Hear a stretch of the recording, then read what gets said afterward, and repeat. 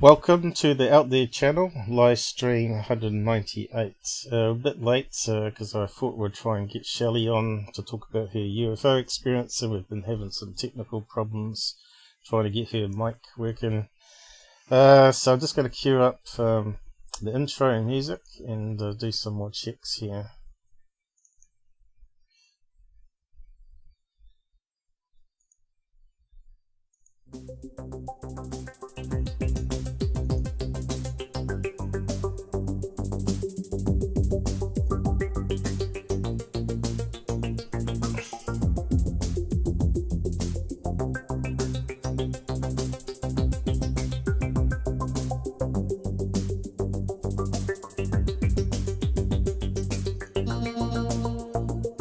There's John.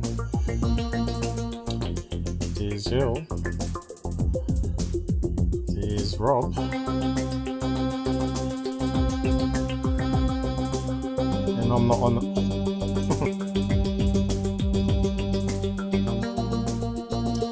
There's the Alien Grey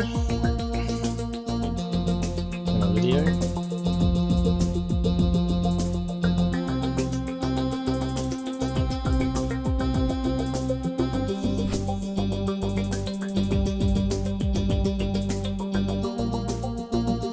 Okay, down to Area 51, underground base, down to the studio.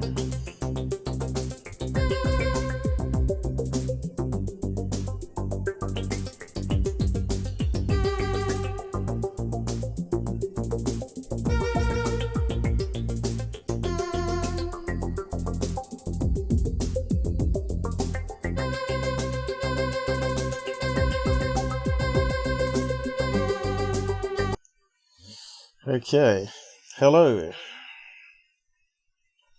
Good to be back.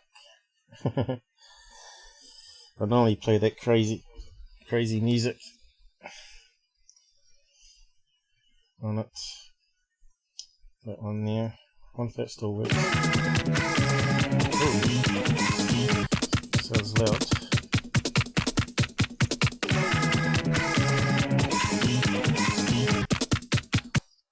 Good to be back. So I've got a few things to cover. I'll switch to the desktop. Alright, so it's been a bit of a mad rush getting things going. Sometimes it takes more than an hour to prep, especially if you've got guests coming on.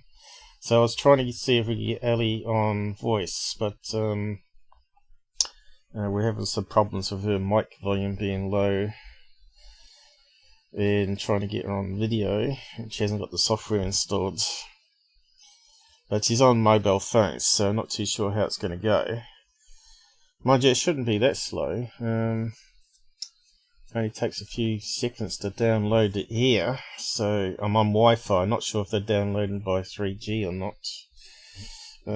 Ellie should know what she's downloading through the house Wi-Fi or some 4G or whatever. But Wi-Fi is always the best way to go. I see she's on the side chat there. So I forgot my list that I was going to do first. I think it was the Russian thing. So who we got out there? I think Rob was meant to join us in the side chat, but I haven't seen him. We got Renee, how's it going? And we got Shelly on the side. So yeah, Russian. Let's see, this one here. This nonsense that appeared on again. It's been around for a few years, circulating. But it first came out a year ago on Third Phase of the Moon's channel. And so I'll just do some analysis on it to tell you what I think about it, because I know a wee bit of electronics.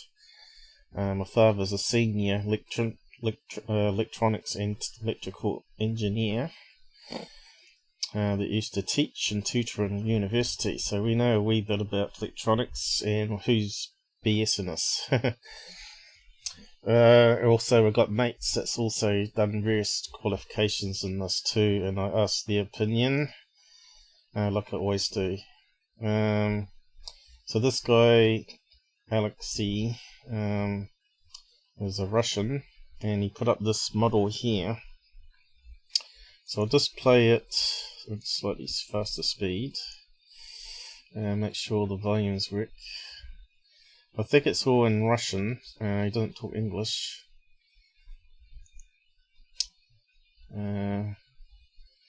So I think we start it from there, where he does the experiment in the house. It looks like a nightmare to be electrocuted there. If this was a real experiment, it would be using really, really high voltages. It would be like using Tesla coils and stuff like that. It'd be using like 100,000 volts. But yeah, let's see how it goes. Volume.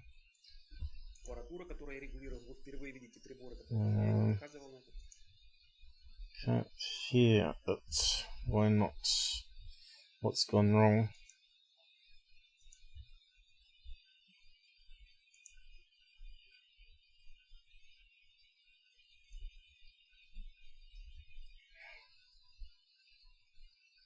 Вот это вот индикатор гравитационного поля. Я его при помощи него настройки делал. И вот наш диск. No subtitles for English, I don't think. Та же квартира, вернее, комната. Captions? No. И так же, как назад, в этом же месте я проведу повторный эксперимент. I think it's too low, is it? But it doesn't matter, we don't need to hear. Я снимаю его с близкого расстояния, когда он включается, для того, чтобы не глючил телефон, вернее, iPhone. So we got the device here that he's built, claiming it's a UFO.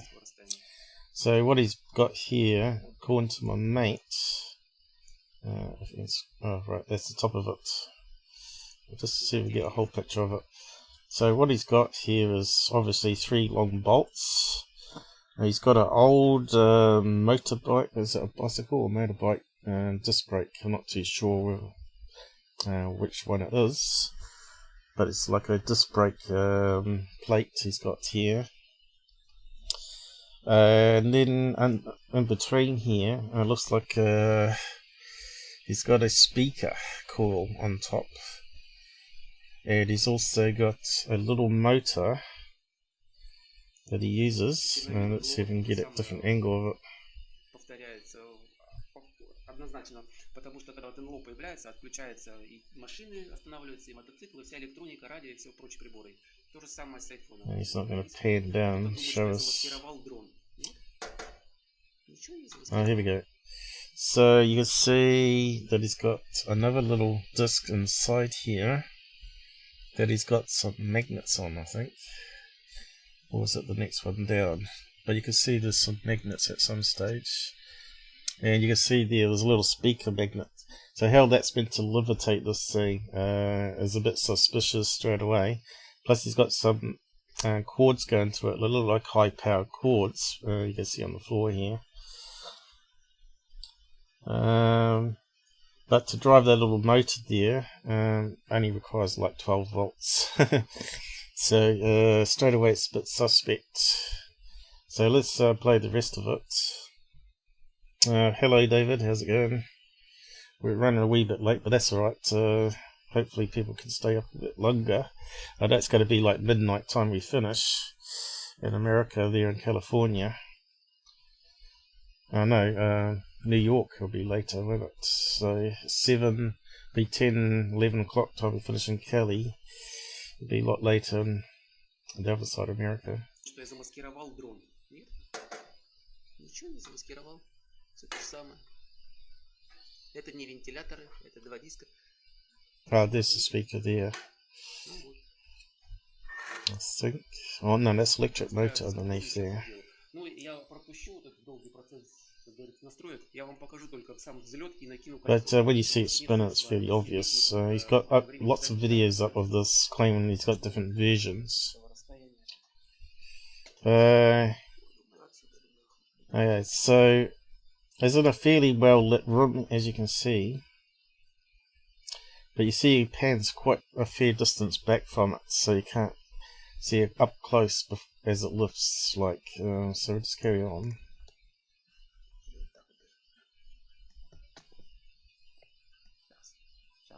подготовлюсь и начнем. It looks like I don't like how my browser's done this here. О, начинается. Сейчас поймаем момент отрыва. What's that flipped into the side here? That's kind of crazy. Пошла. Есть. Okay, so he's got electric motor spinning at the moment, claiming it's lifting it. You can see how it's sort of jerking upwards, like it's being lifted by a cable. Straight away it's suspicious. You can see it's like moving around like in gravity against a piece of cable that you can't see. You can see here the electric motor underneath now. That's the speaker. Now it's a wee bit more obvious. So he's got this loop here, but just have a quick look at it. What's that there? He's made a loop, but he's put a slider thing on here so you can open it up and slide it over cables. So he takes it off screen so you can't see what's going on. So yeah, here's a little small electric motor, and he's got some magnets on top. You can see it a bit better now. He's got little permanent magnets on top of this other plate in here, and he's got a little speaker, which probably ain't doing anything. It's just, you can see here that the legs are all not straight. That one's not straight, so it kind of makes you wonder, is that where one of the attachments is? The cable's probably going up here somewhere that you can't see. I don't know if you ever watched the Billy Meyer debunks where he uses fishing line, and he has a high definition video, and you can't see even the fishing line on HD video with the right lighting. But to me, if you look carefully, you might be able to see what I think he's using. Sometimes it can be detected. It's going to be very, very thin, and it's probably outside of the camera sensor be able to pick it up. But he's probably using a Kevlar cord, which each single cord can hold 100 kgs. So this little thing here is like 2 kgs. You can see, look how badly it's built, right? This ain't going to be a proper lifting device. And it's nothing to do with Tesla, obviously. Tesla would be ashamed to have his name associated with that piece of junk. It's just all show and a trick, illusion. Now, I'm not sure if you can see, but there may be little black straight bits on the video as it's playing, and it sort of depends if it swings a wee bit. Sometimes you can detect them. Yeah, I'll just play the rest of it anyway. I'll just zoom back out. So he's going to put the hoop over it now. See how it goes off sight. And you see where his hand was when he dropped it. I'll replay it fully again in a minute, but see where his hand is when he's dropped it. It's right over that join in the hoop. See that? He slid it back. He's been practicing. Slid it back, slide it through the Kevlar cords. And you can see the motor's making a little swaying motion to it there. Probably on 3 cords, I'd say, on each of these posts here that you can't see. Сейчас убираю клемму с качера, и она сейчас долбанется. Не так быстро, правда, медленно. Now, he's got a lot of other stuff up in front of this video, making claims about how he got the idea. And he does it outside too to prove a point that he puts it way up in the air here in this video here. But there's different ways you can do this with cord to make it believable. You can do it through horizontal lines here between 2 far trees, or set up a like drive a truck out in the paddock there and put a post on it and have it off camera. So he talks about this here. So you can see there's a lot of trees here where you could tie easily some Teflon cable to. So now he's talking about that he got the idea from a wrecker's yard where they got the magnetic grabbers that lift up cars into the machine for crushing. Или приблизить больше, поля увеличить, он либо притянется, либо упадет. Did he say bullshit then? Because it sounded like bullshit. Here we go. Внизу, а потом поднимите So he's not камеру actually вверх, playing the video, ближе so к I'm not солнцу, sure и which солнце засветит, то video it моментально is. качество ухудшится. То же самое происходит, когда человек выходит из темного помещения на улицу в солнечную погоду. Тоже глаза начинают. So he's probably got it strung between that tree there and something out of shot over this way. And if you got the right angles, you can actually wave your hand around it and above it and show there's no cables there, because you know where the cables are. And you could go either side of these certain cables. So yeah, I'll go over it in more detail to explain it. Hey, Rob's finally joined us. How's the audio coming out anyway? I haven't managed to check it. I guess it's working. Yeah. So there are other videos here, but I'll just skim through this one. Obviously he's trying to make money. Okay, we've got it coming down there. But he's got it paused. Сильные, как говорится, напряжения должно быть пробивать. И вот специально я подготовил видео, которое объяснит, почему.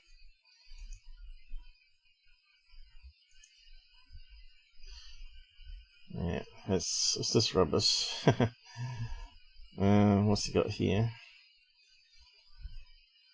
A miniature version. Trying to explain how it works, right? So he's got another disc with magnets on it. And another small one here with some sort of pattern on it. A light, by the looks of it. Oh yeah, it's got a screw-in light bulb there.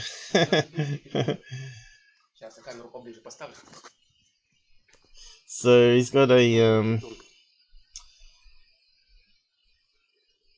Tesla core here, but he's not using that tool. That's this show to make it more believable, saying he's using Tesla's idea, but it's not actually what lifts the thing.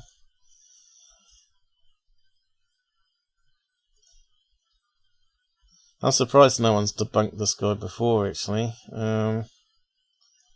So the best way would be to go and interview him, right, and let you walk around it and see there's no cables and get a long pole and all that sort of stuff and do it live. He'd be instantly debunked, I think. So let's carry on here. Yes, so let's see what else we can find on his there. He's got quite a lot of videos up on it. Yeah, you can see he's got quite a few subs. So he's got earlier models here as well. And later models.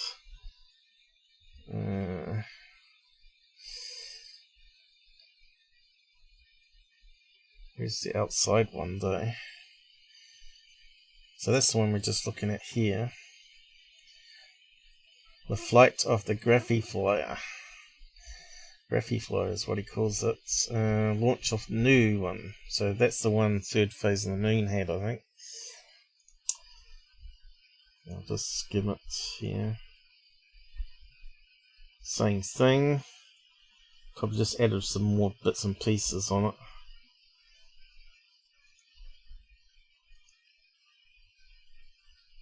Here we go. 2 часа, не знаю, 1,5, ну... Well, that one's louder. Не 2, там, около часа с лишним придется... But we don't need to listen to him. Now what's that there? Neon light of some kind.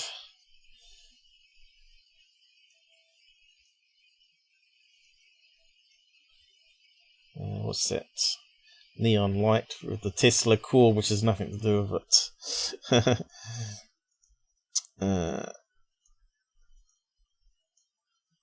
So, you notice how far away this thing is?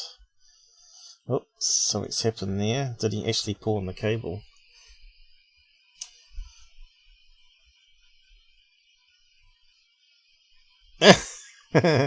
He's doing something outshot here, so he's pulling on something.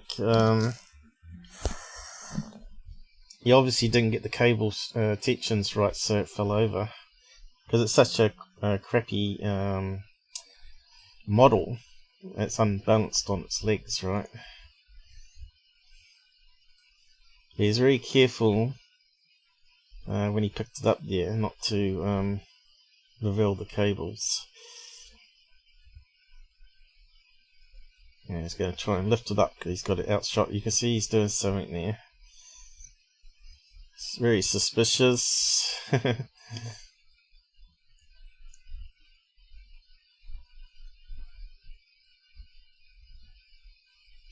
I'll just move this Tesla cord closer. Here we go, just going to pull on some cables now.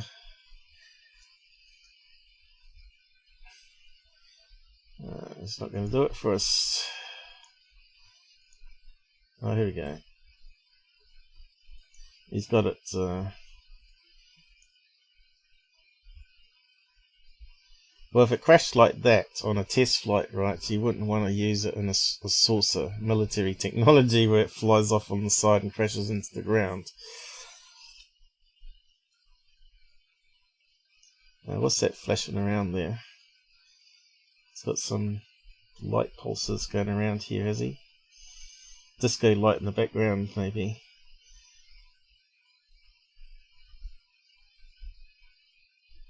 He ain't doing much in that one, that's for sure. Okay, what else we got? Okay, so he's referred to this one that we debunked. This guy here, the Russian, said he built a levitating platform. We debunked that one already. He admitted in a book before he died that it was all hoaxed. So this guy's using it on his channel 9 months ago. So what else we got here? We got outside. Got outside one.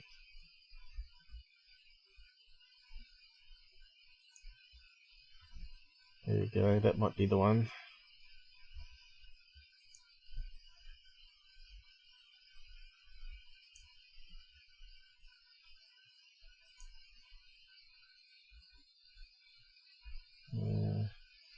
Thanks for liking, by the way, guys.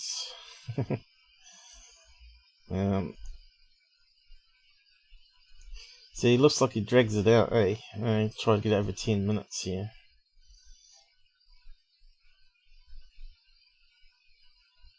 So what is he doing here? He's got a circuit diagram. What's that at the top there? He's claiming it's a 50 volt. Going through some transistors, rectifier, to try and bring it up to 200 volts. And then he's sending it up to a call, is it? What's that say there? Bit hard to tell, I think it's in Russian. Okay, so let's carry on.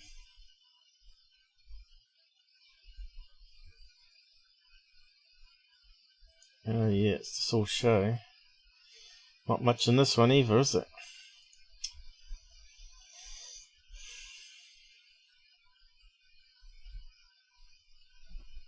It's going to change the voltage input to a clock and you'll see it speed up and slow down.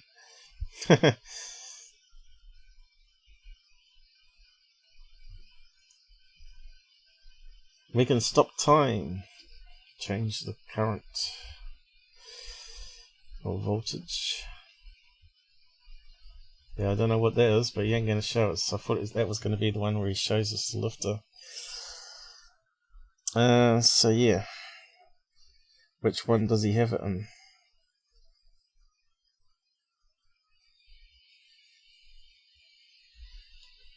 What do you reckon? What's the best one here?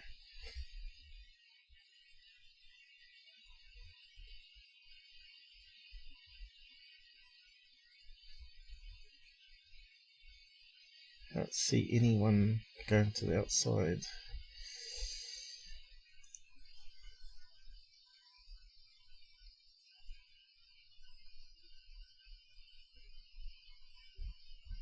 No. There's got to be one here. Because my mate said there was one where he was from the outside waving his hands. Now, which one is it?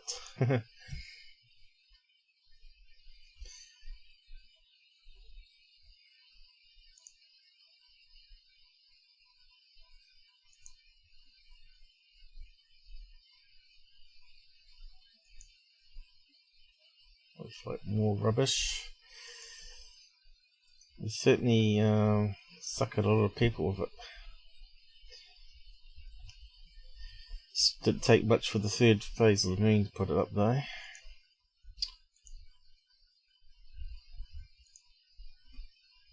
Doesn't look like much on that one either, does it?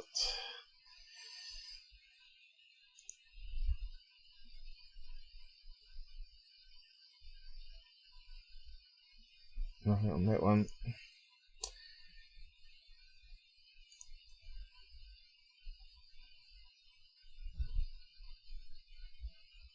Is that the one that I managed to detect the strings on? I'll show you in a minute. I think it might be. Yeah, I think that's the one. So it's... Oh no, it might have been the fireplace one. No, that one's not outside either. I'm just trying to find one that's outside. But it's there somewhere. But there's a way to explain it. So if you have a look at David Copperfield Flying Illusion, right? So I don't think you... I'm not sure if you've seen him on TV. But he often flew around the stage. And no one could see any cables on it. So you can see here, they actually got a Wikipedia that actually talks about how it was done. So he actually puts a hoop over himself and all that sort of business. So actually, I will just post a link to that Russian one.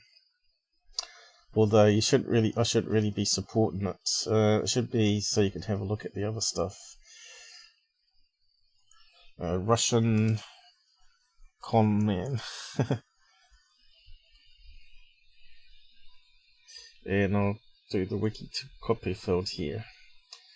Now people say don't use Wikipedia, especially Roberts, and that might have been true in the early days, but it has got better.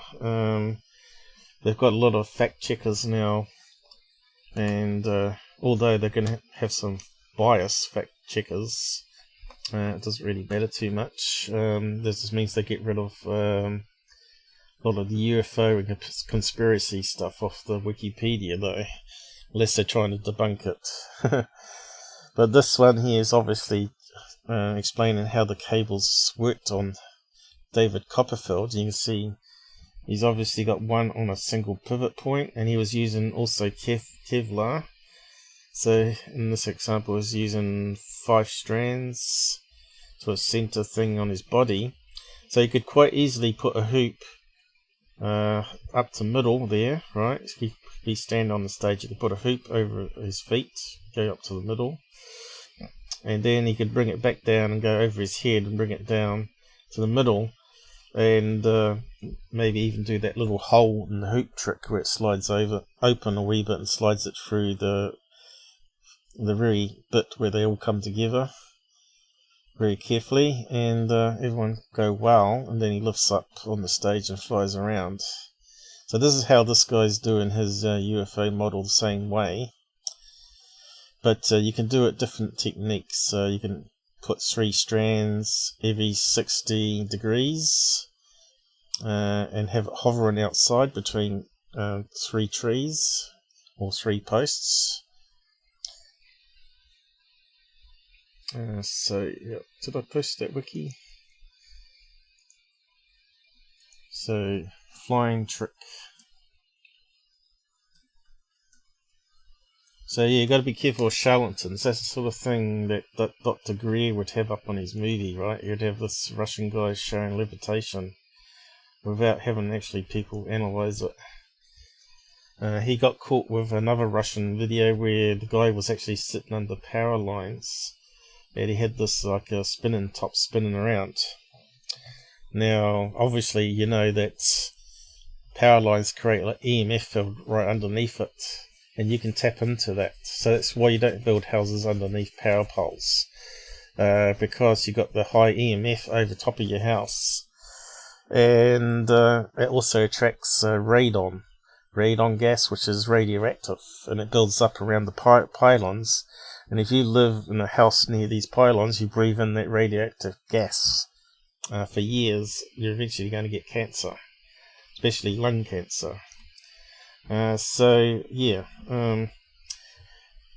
oddly enough, my auntie, they built a house that was actually near pylons, probably like 10 meters away, and guess what? She got lung cancer. So I think if you did a lot of stats on that, you'd probably see that anyone's bought cheap property near power lines, you know, the million volt ones or whatever it is, they carry through the big ones going to substations to bring down the voltage. Those ones on the big metal pylons that you see running up and down the country. Now they normally have so you can't build a certain distance to them. Power lines. Let's see if we can get some pictures. These ones here. So she had one of these in her backyard, and it was like 10 meters away from the garage. So yeah, if you're living next to one of those, sell it and move out. It's not good for your health. But the guy was on a bench underneath these power lines, and this top was spinning around, and he was just getting as electricity flows through the lines, it creates an EMF pulse with movement, and you can tap into that underneath. So it's not actually free energy, it's actually tapping into the energy that's being leaked out through the cables itself as it's being transmitted to houses. Same with the Hutchison battery that he builds. He grinds up some stone crystals and sticks into a container. Let's see, Hutchison. Sort of getting off track here, but it's all related. Battery. Let's see if we've got a battery. Crystal battery, as he calls it. This is a trick as well. So that makes you wonder if his experiment was a hoax as well. He hasn't got a picture of it. Let's see, images. So this is what he does. He gets these containers, grinds up some crystalline silica sand, puts it in there, and he gets like 1 volt off it. So what he doesn't tell you is that it's actually picking up radio waves from transmission towers around the city, and it's trapping it into the crystal of the soil, and then they got some electrodes in it to tap into the power of the radio. So if you live right next to a radio transmitter, you're going to get a fairly good constant flow, but you're actually sapping some of the energy out of the air, which doesn't go onto the people further out miles away from the transmission tower, right? So there's a lot of tricks like this. There was like a genius kid online, I can't remember what his name was also doing something similar to the Hutchison battery, claiming it was free power, when it's actually just tapping into the power that's all around us as FM radios being broadcast all around you. You know, microwaves and all that sort of stuff. So you can tap into it.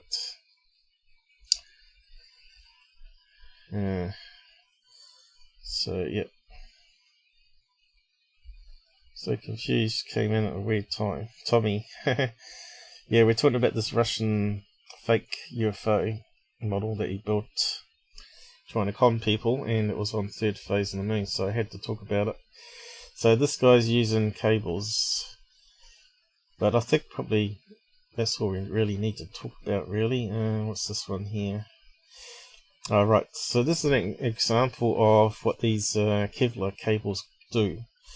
You can get these toys. I'll just slow it down even. Not speed it up this time. I won't play the music on it. This guy's demonstrating the toy. So this guy has a Kevlar cable on it, and can you see it on HD camera? So let's play it, see if you can spot the cable. Can you see the cable? No. Here we go. Can you see the cable, guys? You know there's a cable there, especially some of the moves he does where he's got it dangling. You can see it's definitely on a cable. And there, you can see it's definitely on a cable. So that gives it away, you see. And then he releases it and it spins off like a frisbee, right? It hasn't got the cable attached to it anymore. So can you see the cable? No. Okay. That's how the Russian guy's doing it. Now I can tell you how it's done. He's actually got a cable around his ear here. And it goes across to the toy, and he just uses his thumb and fingers to move it up and down. So at the moment it's actually attached to his ear and you can't see it, and he's just making it look like it's got his hand underneath it. I'll slow it down even more.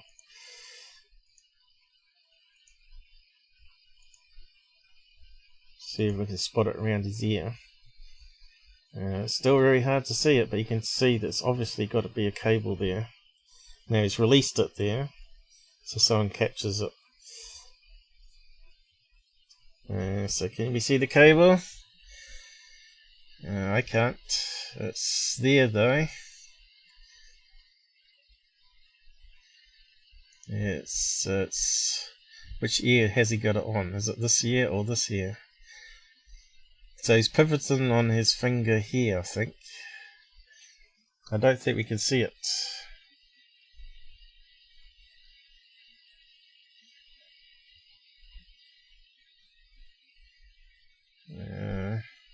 Can't see it. This just shows you how strong these Kevlar cords are and how fine they are. And they're less than 1 millimeter in diameter. That's less than a human hair. So are you going to see that on HD video? No.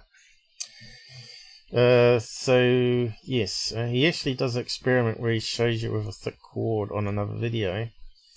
But I'll let you go and see if you can dig it up.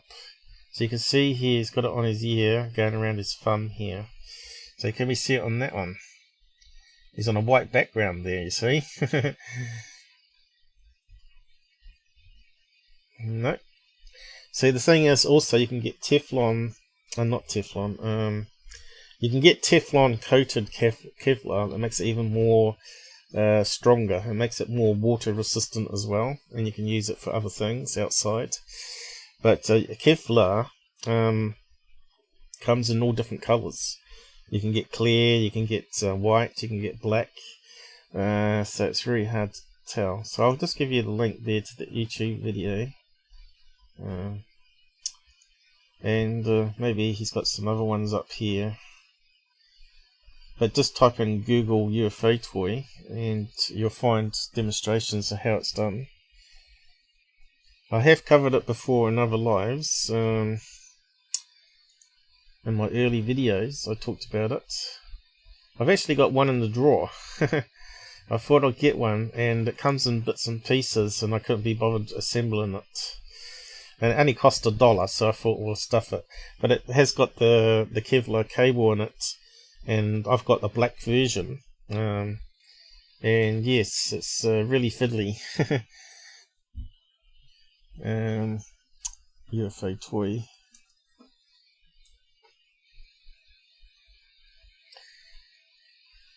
So I actually experimented with my own magnets. Mine's actually real, opposed to their one. This TRB3B thing that I built is actually real. It sits within magnetic fields, and it uses permanent magnets. It doesn't need no power, but it's got limits that can only lift up about 1 inch. But it can lift up quite a lot of weight. I'll just go to it a wee bit. So it's really crudely built. Plain as I show you. Okay, so this thing here is hovering about an inch above these magnets. And actually wants to go this direction. That's what this board is for. It's pushing against the board, keeping it in place. So I was going to make a foam UFO for it, a TR3B. It's actually hanging on a plastic knitting needle. It's actually got two permanent magnets around it, roughly in the same place as these other magnets here. And it simply just hovers in the field and it pushes against the board here. So I was trying to figure out a way to put magnets on the end here to repel from another magnet so it was fully free floating. But I found it needed some friction because there's wee bits of wobble with the air motion if you walk around it, and it's just enough to make it topple. So I'm still working how I'm going to do this. I may just make a thin post that it leans against, like a power cable recharging the UFO, and you can just pull it off, play around with it, and then put it back into hover mode. And I was going to put little military men around it, little plastic military men, paint it and all that sort of stuff, and it would be really good. But I never got time to finish it off. On the video, I tried to fix the magnets using a block of wood with screws screwed in either side of the magnets. Unfortunately, it didn't hold them in very tight, especially the sideways, so a small force against stapled so I pull it apart here. I'm still figuring the final prototype. You can see how it snaps in the magnets trick. here. I'll just mute that. So I pull it away. I take that cardboard TRB. You can see it's a knitting needle. It's bouncing between the magnetic fields. And then I just put it back into the field. Bang! Just hovers there an inch above. I thought this would be a really good idea to sell millions of them worldwide. I'm surprised no one's actually thought of it before. And I just made it out in bits and pieces. But the magnets are expensive. 8 speaker magnets cost me like $100 New Zealand, which would be about $50 US, I suppose. But yeah, if you haven't seen that video, go and check it out. Paul's real UFO model. But obviously it's not a proper UFO. You can't leave the ground. You can only be above the magnets. So it's a bit like a levitation train. The ones that work on levitation that go really super fast because they've got no friction. That's basically the idea of it. So we just got one piece of track here, pretty much. So we just get to the next one. Let's see, toy. I've actually got some other toys that I've bought. This one here,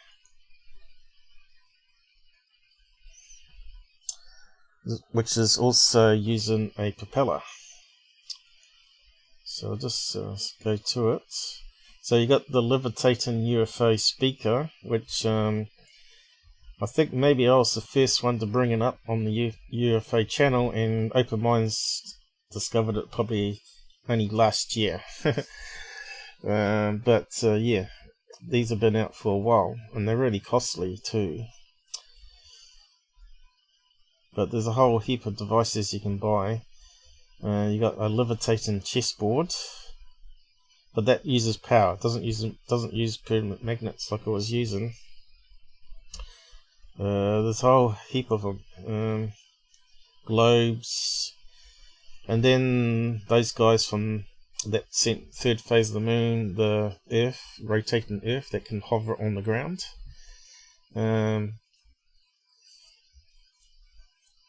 Without the actual platform. I'm not sure how they were doing it now. It may have been like super light with helium in it or something, and it just was buoyant, negative, and it spun around and all that sort of business. So I don't know, because I couldn't afford to get one to play around with. So that's another one with levitating devices. So I'll just copy that one too. There's lots of things you could buy to play around with. quite a lot of fun thing. UFO devices from China. They're not too expensive. What was the other ones? Where's the one? I was trying to find the UFO toy one. Oh, right, this one here. No, UFOs here. I think it's on that one.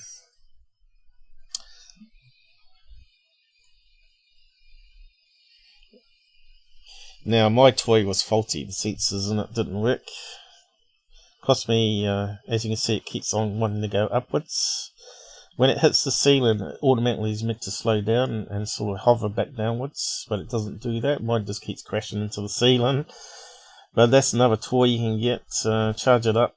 It's got a lithium-ion battery, and you get like 10 minutes flight out of it.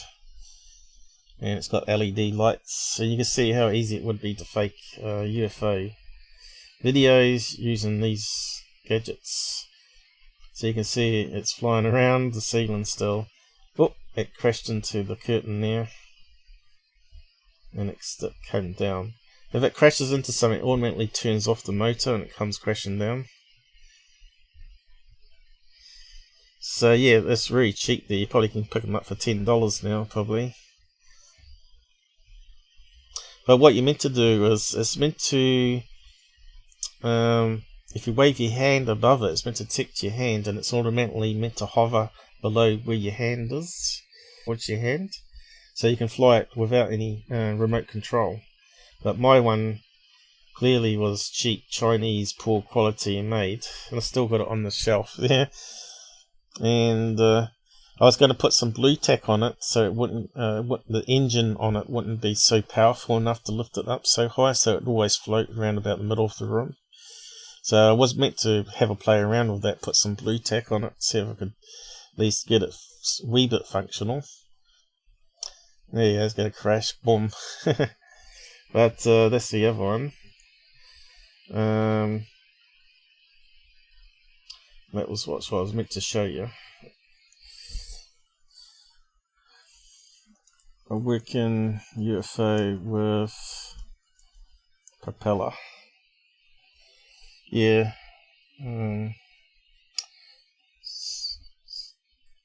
So I'll just show you the Russian debunks that I did. No, it's not how you spell propeller, is it? Propeller.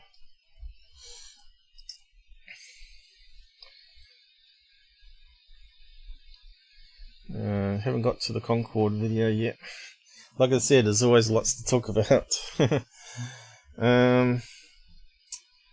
So let's get out of that. Just wanted to show you those.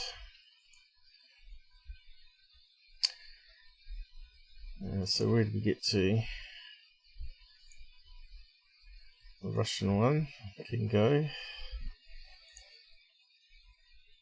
Where's my thing? Okay, so is that the one? No. Maybe it's in a folder. Hang on.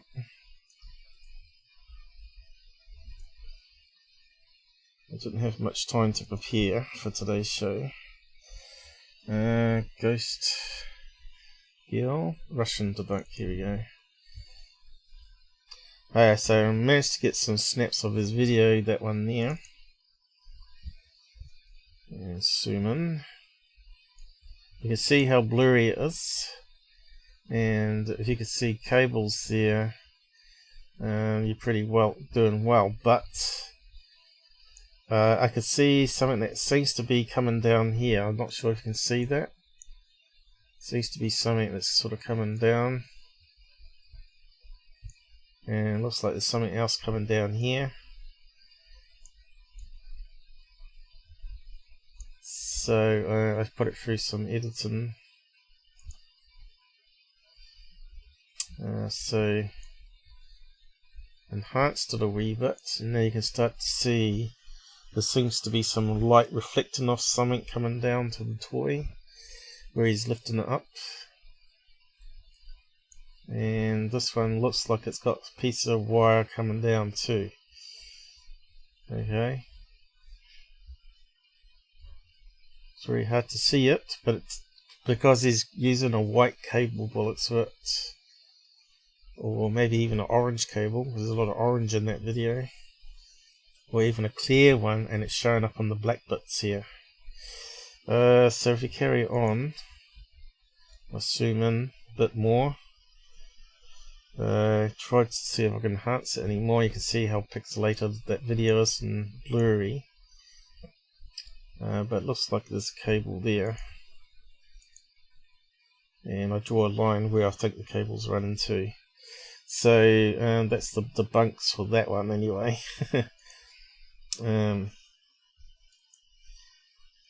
Oh yeah, this one was posted on my new group, the Ghost Girl, at the graveyard. So I did some analysis on it, and I posted it onto the Facebook group. If you want to go and have a look and have a comment on it. So where's the far away shot? Where is it? This is the original one here, and the saying is, looks like a gill standing there. Or is it pareidolia matrixing? Well, you can see there's a metal bit on this fence going this way. What's this going down here? Another piece of metal on between the two posts. And it looks like the stone wall here. And it looks like it's got a white patch on the stone here. But it looks like there's something happening here. And something over the wall here. Or is it just that the stone happens to be the right coloration? And when you zoom in there, it looks like there could be something here. Looks like the top of a girl's head with a bow. And she may be looking sideways, or maybe slightly forward this direction. Or is it just happens to be out of focus a wee bit and it's a stone behind? So that's how our eyes sort of work, right? Can you see that at that stage there, guys? Or not? Can you see the blonde-headed girl? Ghost girl. So if we go through it, so I cut it initially, and then I progress to enhance it. I think that was enhanced, was it? I'm not sure. But anyway, circle the bits here. Is that the white dress, or is that on the brick? And that's the head up here.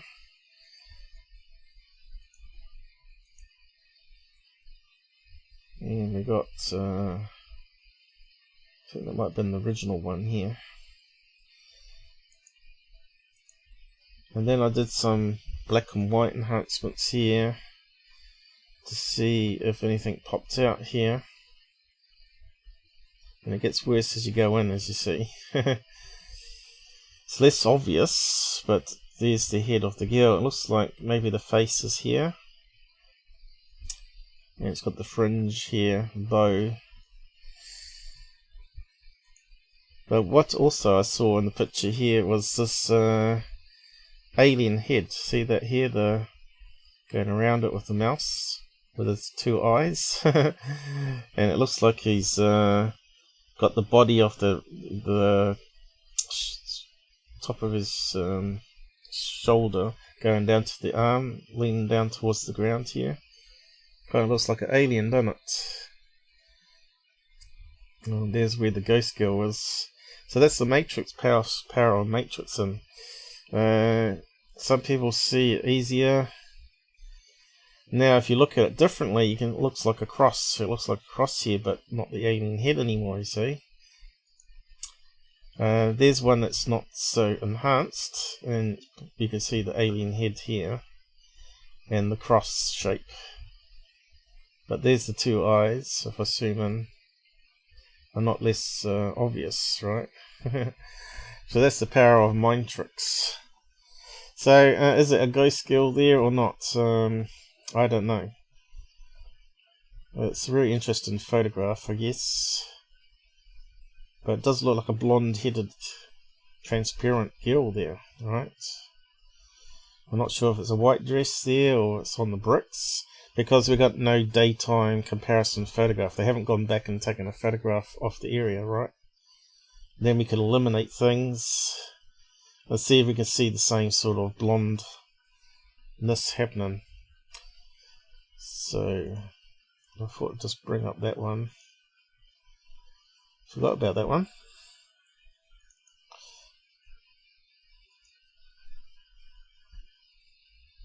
So let's progress on. Got a heap to go over. Okay, so let's close down some things I've done. That's done with. This is a very interesting video. That relates to Skinny Bob. I'll go over that one maybe. What's happened here? Why is it not scrolling?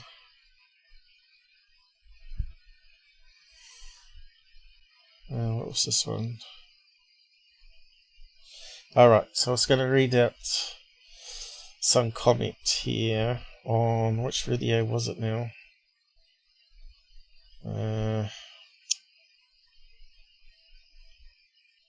Hasn't got the title up, has it? Stupid page. Let me just reload it. I think it was the Skinny Bob one, wasn't it? Is it loaded now?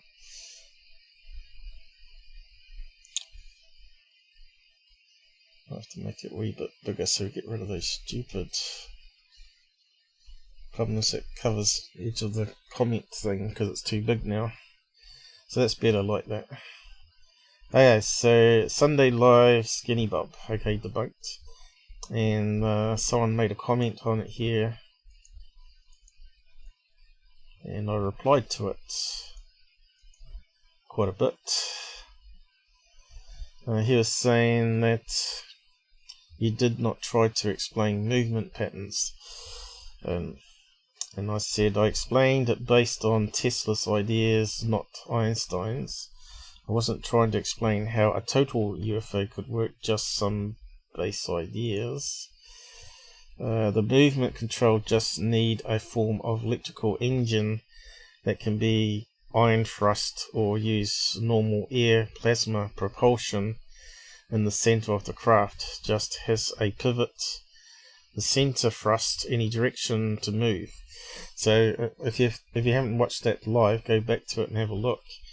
Where I was talking about that if you get a metamaterial skin that's able to block radiant energy, it will get as light as a helium balloon, and you can put a fairly big engine in the middle as a thruster, and you could drive that thing to super fast speeds within a matter of a second. It's like putting a jet engine on a helium balloon. Imagine how fast that would go. So because the Earth's gravity is actually quite weak, because we can jump up and down and all that, right? So as soon as you make a UFO light within Earth's gravitational field, you can push it around and, using buoyancy, right? So that's what I was trying to explain last time. Which leads to nothing. So he's trying to attack me here. What if it's human tech after all, where FBI got hold of radiant energy and anti-gravity research done by Tesla? So I was talking about the Tic-Tac, saying it had to be such advanced technology that we still don't have it today.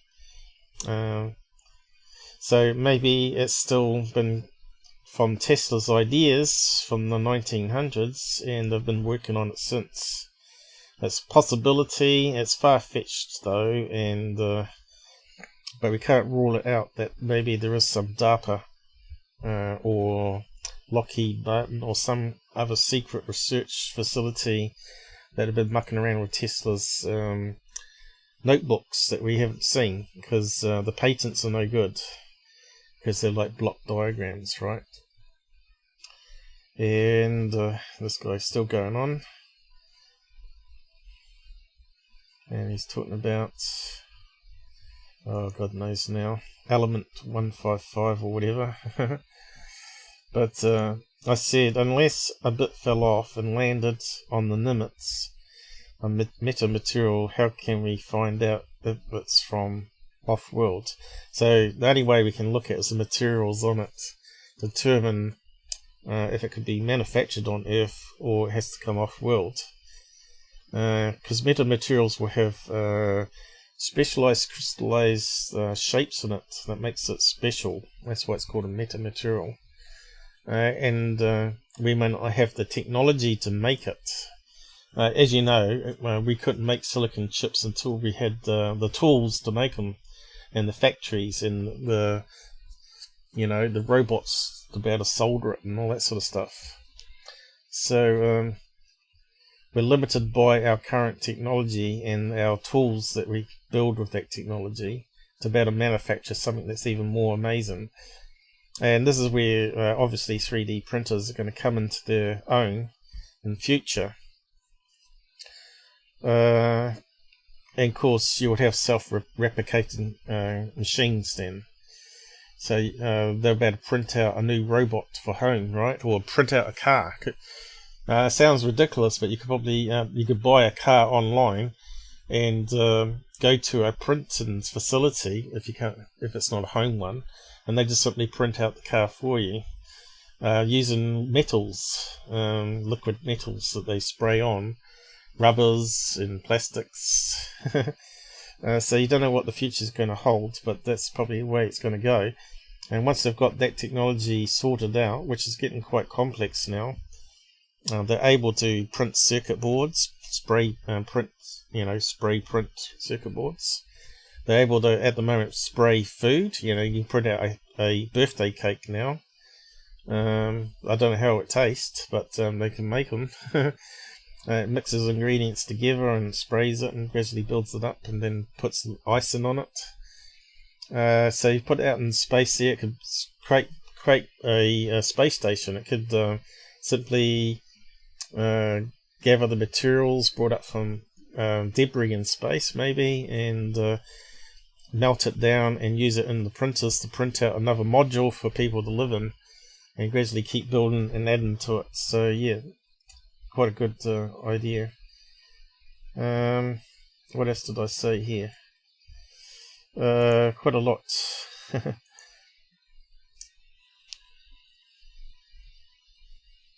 I said, mate, you talk riddles. Clearly it's something that got picked up on radar, because he was saying it's an illusion, that it doesn't exist. Well, obviously it's something solid, because it wouldn't have got detected by radar. So it had to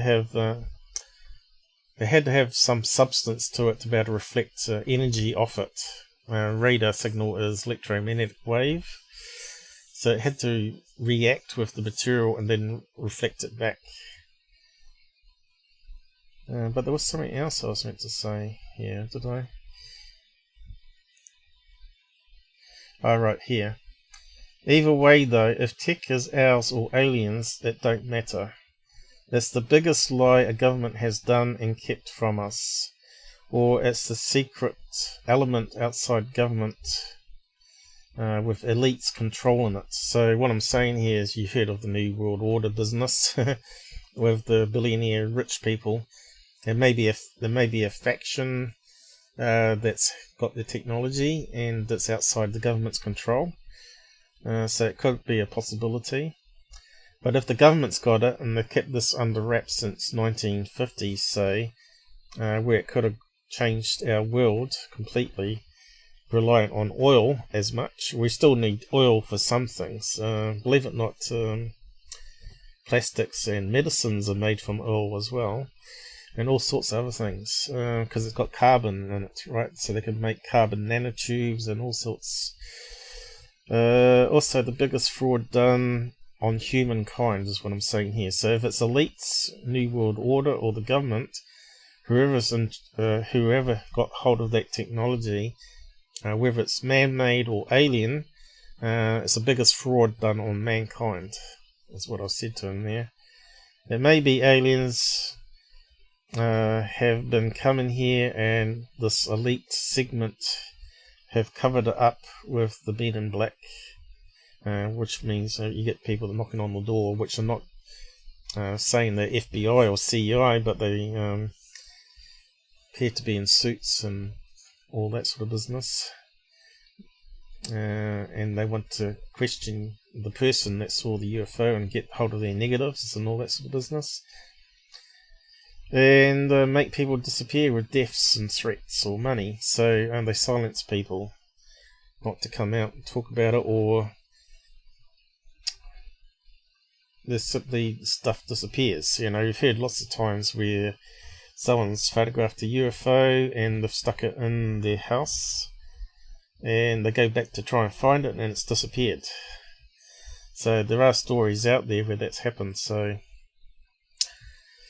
yeah, just wanted to just talk about that comment there, that's all on that one. And I might just look at that one next. There's quite a few complex subjects. So Skinny Bob, I did a poll on this, and still 38% people believe the Skinny Bob video is real. Which is out of 13 there. Only 13 people bothered to vote. But if you add together the no clues and artist rendering, that does increase the percentage a wee bit in our favour. But this is a problem still. We've got people that still think that video is legit, even though I went over it in pretty much good detail there last live Sunday. Yeah. So if you want to have a look at that, maybe I'll rerun the poll again later in the time. What are you guys saying? New UFOs.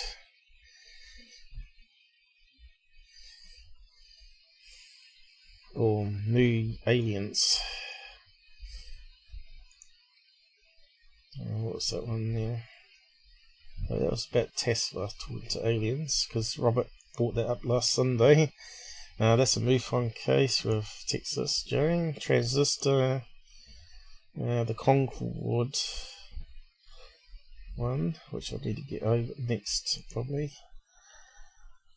Optical illusion, okay, I might come to that one. Well, we'll have a look at this robot one now. Military robots. I'll just speed it up a wee bit.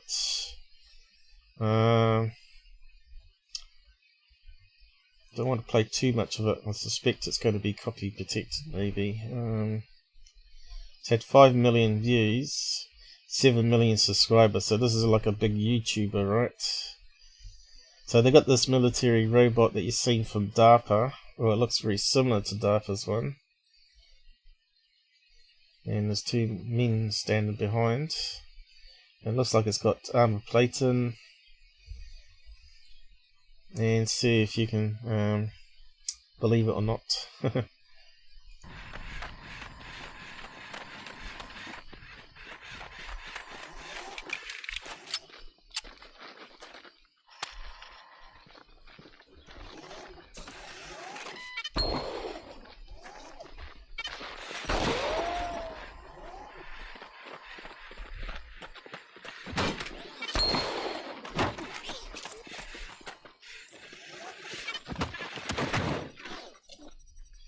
So it looks quite believable so far, doesn't it? Bit better than Skinny Bob, at least. But is it CGI? What will give it away is it's very hard to tell CGI. So I'll just skim on a wee bit and show more of it, because it does go on a wee bit. So robot, is it real? This would be a bit scary if they had that in the military now. Imagine if they had a whole group of those, they could just take over a city, right? They're just walking into the city, even though people are attacking it. If you've got enough of these things walking around, that eventually you're going to get shot, especially if they can shoot so accurately. Oh, what was it? Something gone back. missed it. I think it gets back up, doesn't it?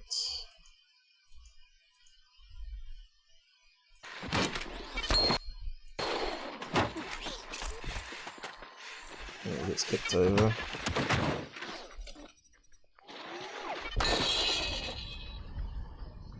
Then we go to another clip.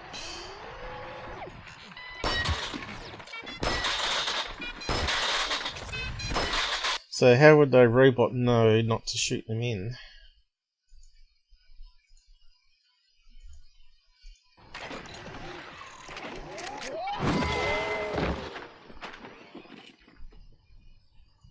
So it keeps on going. I don't want to play too much of it because I know I'm probably going to get copyright on it.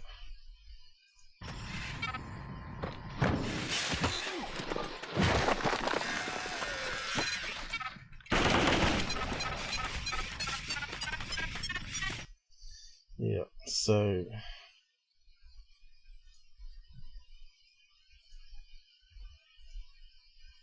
alright, prisoners.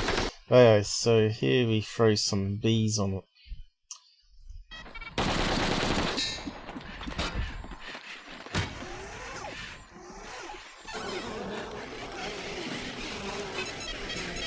To me, this is where you tell it where it's sort of faked. Doesn't look like real bees. You notice how the bees sort of went or attacked the thing at the same time here? Because my dad's a beekeeper, so I know how bees behave, and this is not how bees attack like that.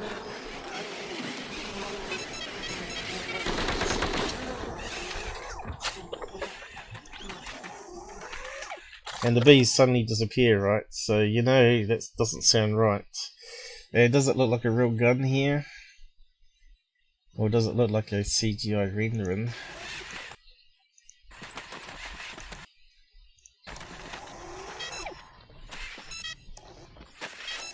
Anyway, I can tell you it's CGI, and there's some guy in one of these suits where they record him, and then they just overlay the computer animation on over top of it. So that's why they can kick it and stuff, and it looks sort of realistic. So that's the sort of stuff that you'd get in movies, right, or intros for games. And if you have a look at who put it out there,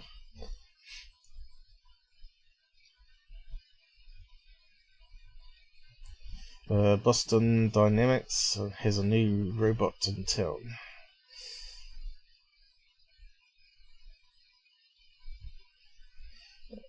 They've got it listed as science technology here.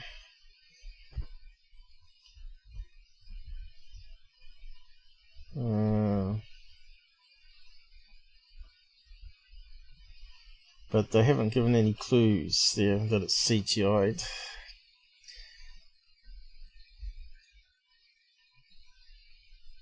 It's got gaming channel here though, so that sort of tells us it might be like a promo for a new game. Alright, so you gotta look for clues there, and of course other people have probably made comments as well. I have to reload it again. Anyway, it's best to watch the whole video. It gets a bit funny on the end there. For all future robots, do not support this type of human conduct. Show this to kids now. This is how World War III will happen.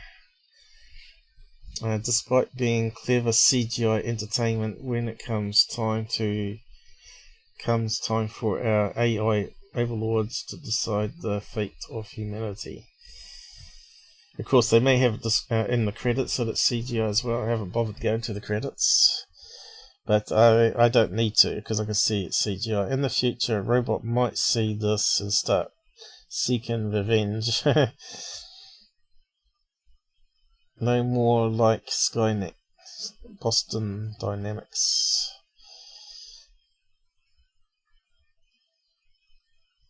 I'm not sure if people actually believe in the video, but they are concerned that technology can go that way. Me when I realise tomorrow is Monday. Or if that means. It looks so real, it's like it's from the movie. Yep. The ending was amazing, so yeah, I left that ending bit, so you have to go and watch it. This is how Terminator started. The video had me convinced for almost a minute after I was like, no way CGI, yep. So another one saying it's CGI. Highly accurate with his shots. I don't think I could pull it off. Okay. Cyberbullying. So who else thinks it's CGI here?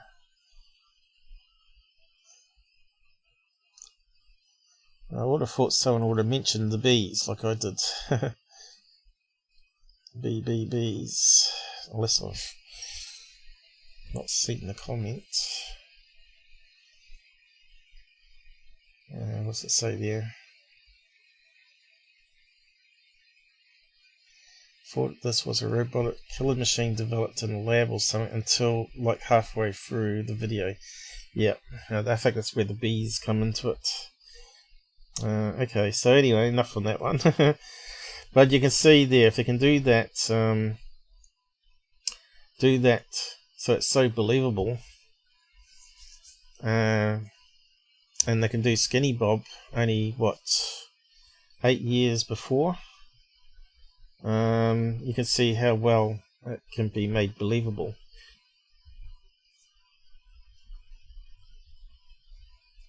Unless you got like like media there to film it, right? CNN, all of them there, the reporters filming it on site. But I don't know if you ever watched RoboCop, so that sort of reminds me of like RoboCop. But even that was a human inside a machine body, right? So yeah, just close that one down. I thought I'd just show you that one for comparison of how good CGI can be. We've got another one watching. Thank you for joining us, and also adding the like. That's really good. Something is a bit fishy about that vid. It's a scary thing to put a gun in a robot's hand. Yes, but it could happen. They have talked about weaponizing drones. The quad drones, put guns on it. You can put like a small pistol on it. I don't know if you ever watched the show called Son of a Gun, but the host eventually got done for being a pedophile, and he was put in prison. But he was an ex-military guy. He sold guns, but he also reconditioned guns, but also they built guns to military spec for selling to the army.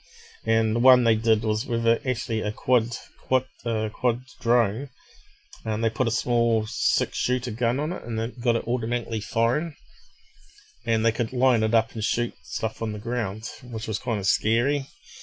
So yeah, you can bet the governments are doing that as well. So this one here, this video is next. I'll do the easy ones first because we can go through them quick. So the order is going to be a bit different to what I listed. How are we going for time anyway? Let's just check. What's going on here? Hour 19, not too bad. Okay, so this is a UFO video, which is everybody wants. UFO directly above my neighborhood. Now you don't spell UFO in lowercase like that, because it means front of a word, right? So you spell it UFO in capitals. So it sort of looks dumb when it's spelled like that. But yeah, we'll just play this. I'll slow it down and just play a minute of it. Can you see the UFO? It's a little black dot far away. and looks like it's travelling pretty slow for a UFO.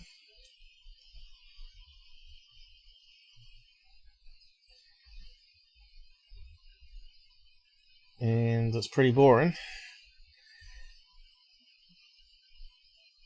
but it's there, and I'll zoom in now. There it is. So what do you think it is, guys?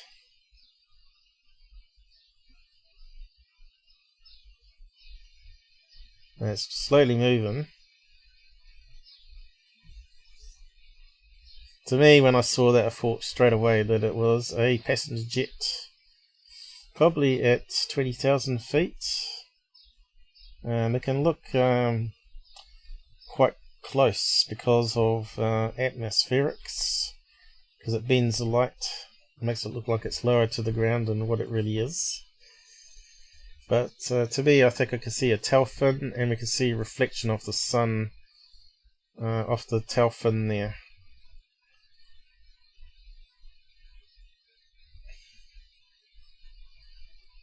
It's not doing anything amazing like a UFO would do, like shoot upwards at impossible speed.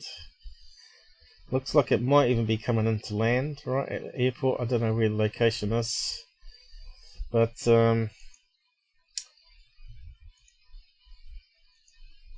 like I said, I did enhancement here, and that's the best I could get from that grainy video.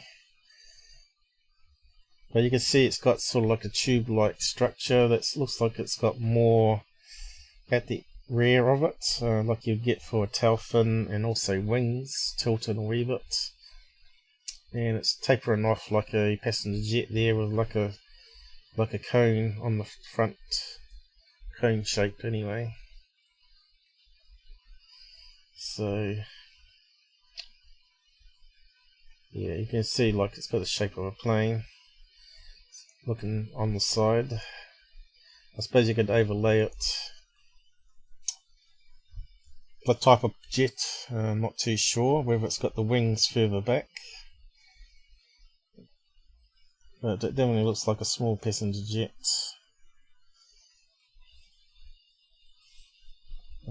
From the side view. Now, I don't think it's a fighter jet with the triangle shape. And I don't think it's this one either, because the wings are too skinny.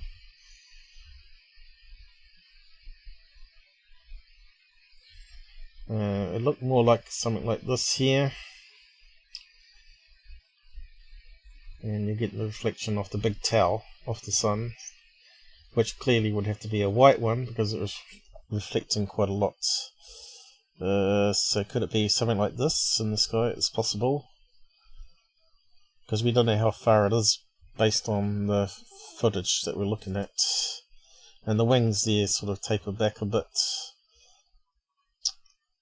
You see, sweep back. So it looked like it could be something like a small jet like that, maybe.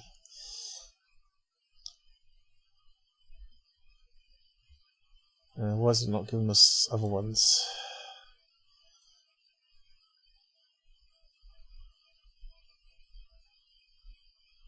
I suppose we could put passenger jet in. But yeah, you got my idea anyway. So we'll just move on. So if you want to have a look at that video and my thing, I'll post the Twitter link to it here. Plane or UFO? Now the problem is the guy didn't do any apps on it. Now normally you'd install the app called Flight Radar 24, and you just hold it up to the sky, and if it's a commercial jet, it will overlay its call sign ID on the screen, so you'll know what it's called and where it's heading to. It's pretty cool. So if you've got a smartphone, Android or iPhone, install the app and go and see if you can see some planes in the sky and hold it up to it, and then you get all the nice readouts on the screen saying where it's going and all that sort of stuff. So you need to use Flight Radar app, which I'll just quickly show you. Here we go.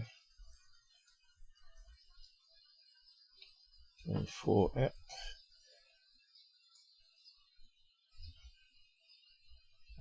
let's see, we've got some images of it. So it gives you all the details of the plane, but you hold it up to the sky. I wonder if he's got one where it's holding up to the sky. And it overlays the camera image with the flight paths and everything.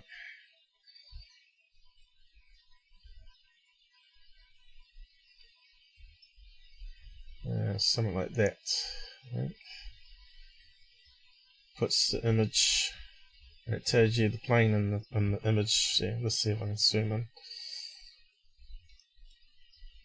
Can we see a plane in that image? That's a cloudy day, so we can't see it, but they're there. And that's not the best example, but that's what that does anyway. And it gives you a little map in the corner there, from top-down view, what direction you're aiming it. So normally you'd include that in a video for debunking. And there's also another app for sky maps, you know, for satellites and all that. Heavens Above is one that a lot of people use, which does the same sort of thing. You just hold it up to your night sky and it overlays what planets are there and all that. We've got an example. That might be one. No, it's a bit hard to see that one.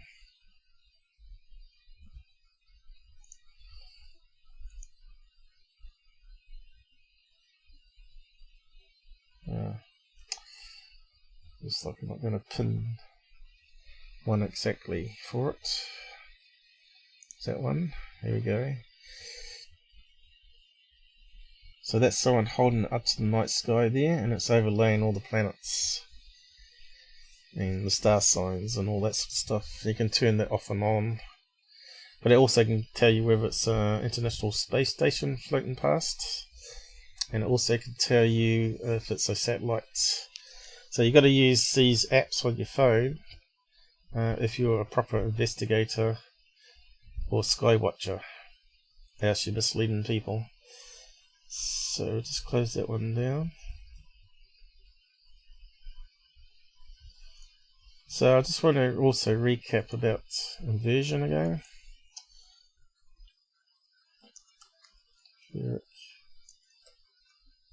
Inversion. Just see if I can find a graphic of it. So it's horizontal layers of air that increase the temperature with height. So one layer can be cold, next one can be warm, next one can be hot. And as light goes through it, it bends because you've got crystals in the air. Which happens on hot days, night time, and it's got various graphs here to kind of show how it can sort of bend. But, let's see.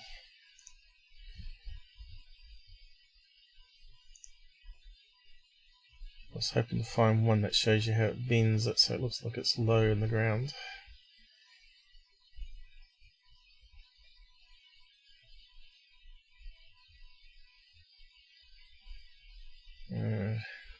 Obviously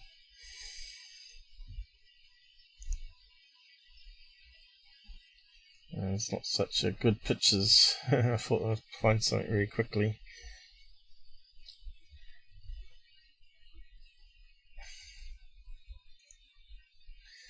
But basically it bends light, so if we open up the drawing pad. So if you've got an object like a plane,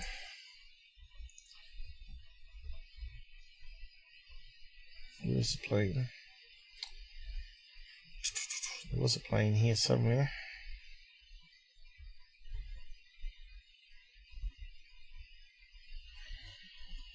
They moved it.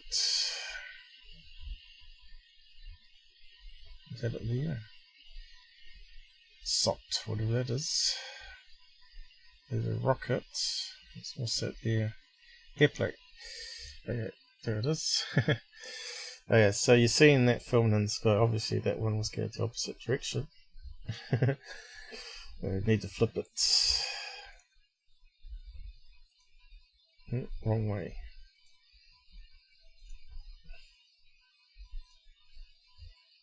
I suppose it's expanded it now, has it? It's moved it down. I can't grab it now. That's the problem with that horizontal flip that screws up the handles. Let's see.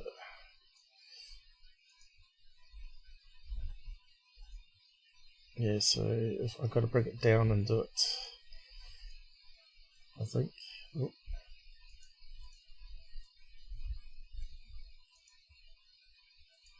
There we go. So instead of seeing it through the atmosphere like this,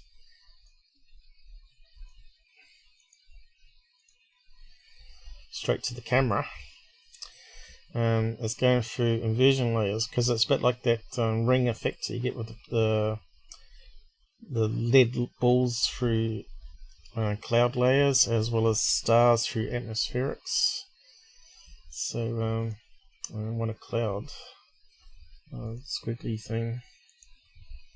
So it's going through cloud layers of different crystals and heat.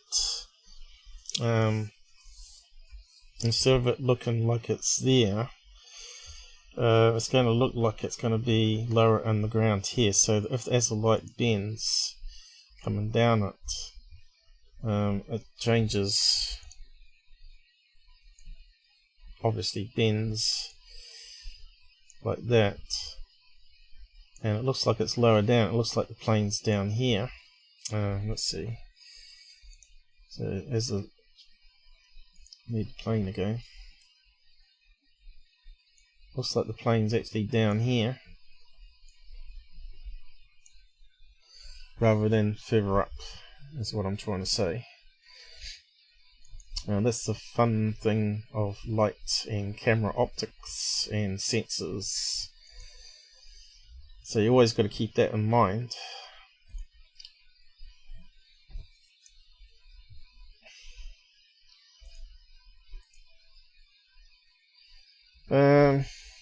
Ellie, you still there?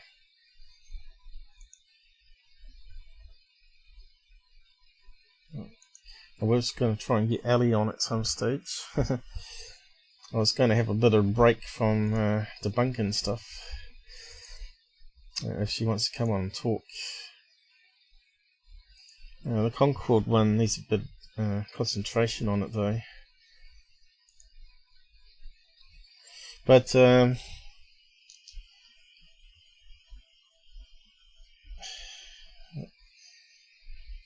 she's in the mothership already. I'll see if I can talk to her.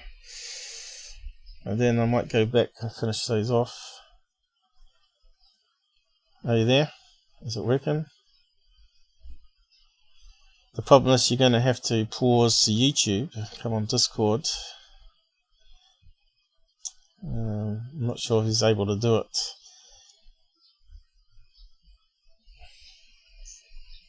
I can hear something. So you got to pause your YouTube but keep it playing so you can see what's going on the screen. But we won't be doing much. So do you want to talk about your UFO abduction or UFO sightings? Because I haven't actually heard the story. Can you hear me? I can hear you, but can other people hear her? Yep. Are you talking? Testing. Hello. 1, 2, 3, testing. What's going on here?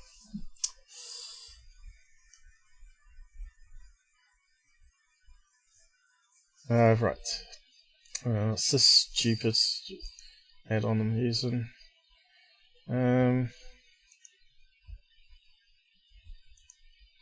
Hey, are you there? Yes. 2, 3, testing. Yeah, it's too low. Hang on, let me just restart this.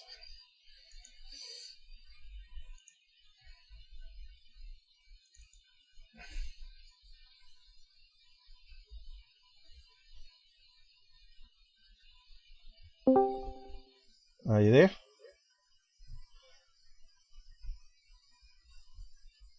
Hello? 1, 2, 3 testing.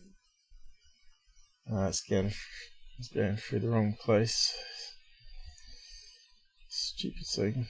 1, 2, 3. How about now? Let me just jump in. Hello? We're just trying to get you. Can you just talk? Can you say 1, 2, 3?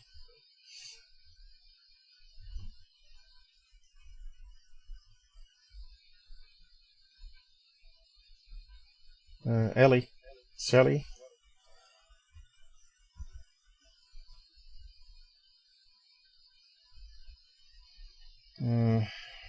We lost her.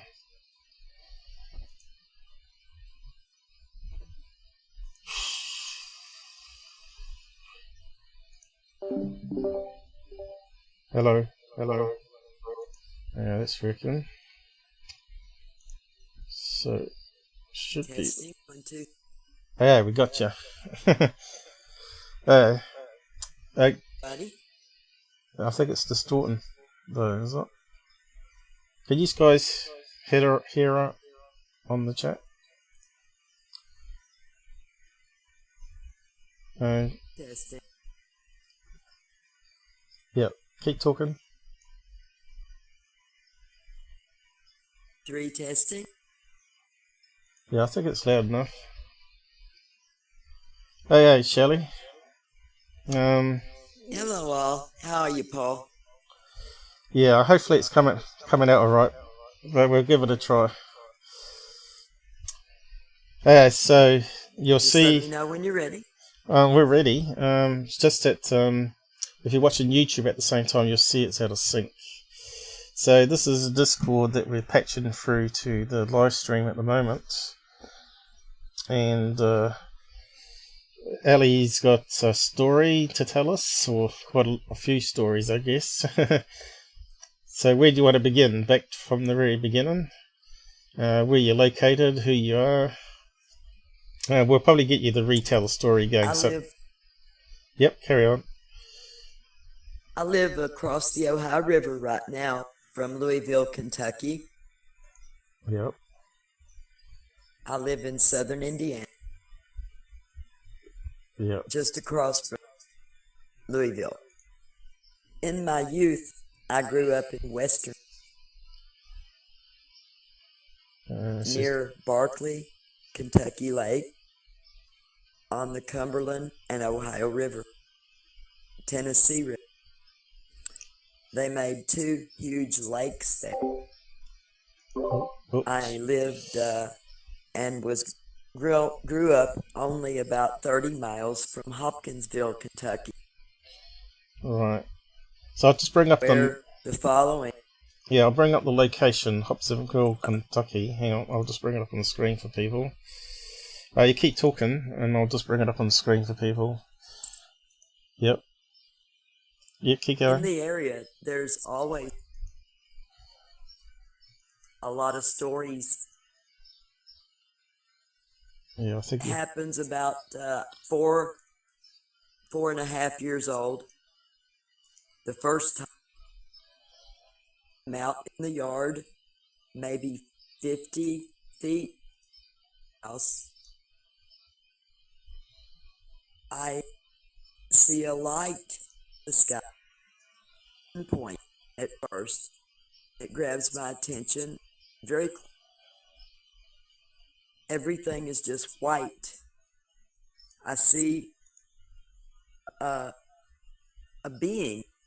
Describe any better to tell you it looked like a gray. A grey? So it didn't look it didn't look like a goblin then. No goblins, no ears. No ears. Alright. Big eyes though. Little slit for a mouth. Alright. Its mouth orifice never moved. Big eyes. Right. I could hear it talking As a child, I remember being very scared. Its voice was in my head, but I ran into the house as quickly as I regained my body. It's like I was unable to. Oh, hang on, you're cutting out. Can I you move? don't remember. Can you move the phone slightly closer to your face at all? Yeah, Yes. that's better. Is this better? Yeah, it's cutting out because you got the volume sensitivity not quite right on your Discord there. So, what age were you when I you? remember running into the house and telling Yeah. my mother, but I don't remember what it said to me. Right. Something about we were all connected was a thread through all 4 experiences I've had in my life, this being the first. My mother said, "Oh, it was just a groundhog," and I said, "No, I've seen those groundhogs. It was not a groundhog. It stayed with me." Yeah. We lived in Eddyville, Kentucky.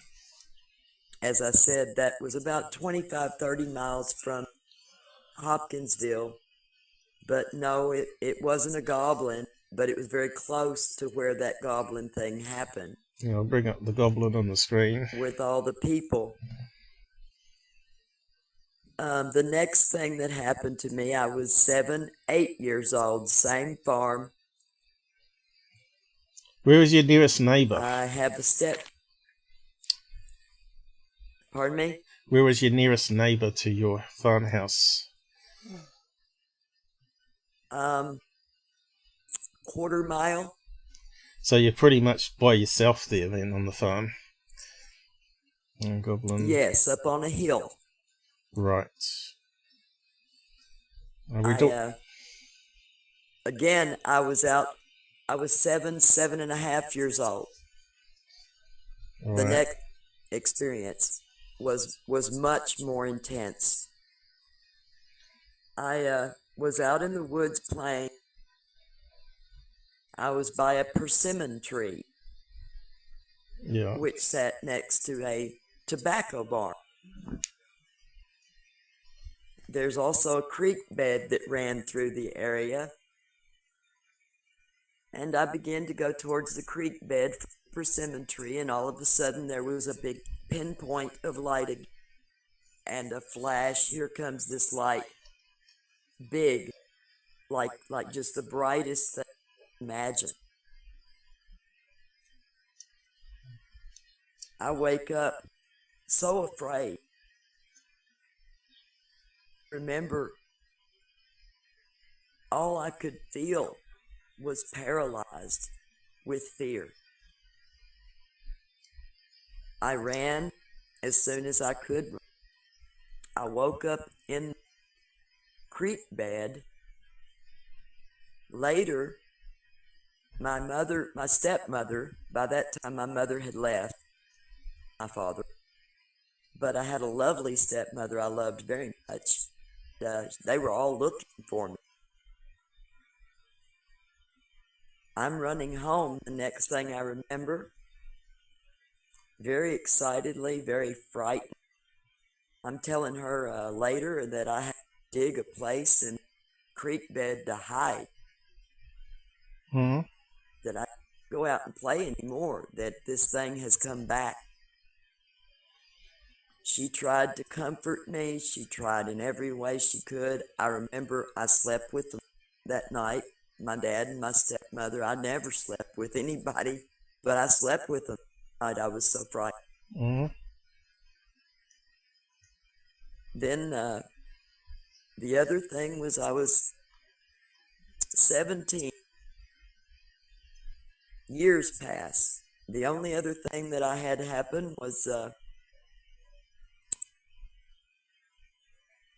heard that my mother, my real mother, who had moved about 100 miles west, northeast of where I was at growing up, had a new husband. I didn't like him, but I went there because they said that they were seeing some unusual lights in the sky. And because of what had happened to me as a child, that fascinated me. It drew me to go there, even though I loathed my stepfather. I went, and a lot of people would sit out in the yard there and look at some lights in the sky, waiting to see what my mother had claimed to see and what they had had happen to them. And one night, my mother wakes me up. She says, "Come and look. You've been waiting to see them. They're out there." Yep. I see on the left a huge orange orb, a big ball of orange coral-colored light. Right. A dark orange. Dark. It's to the left. Mm-hmm. I believe that would have been northeast. Yep. From where I was standing, facing. It would have been about 4 treetops tall, off the ground. All right. To the right of it, up higher in the sky, Yeah. was another light. It Right. was maybe another 2 treetops tall, 5 or 6 treetops tall. Right. It was shaped. My mama had talked about seeing the oyster-shaped object.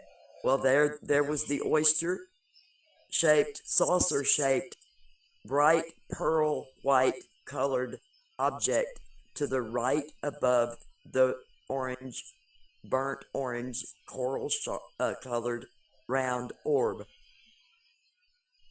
Mm-hmm. I began to get, oh wow, excited, but frightened.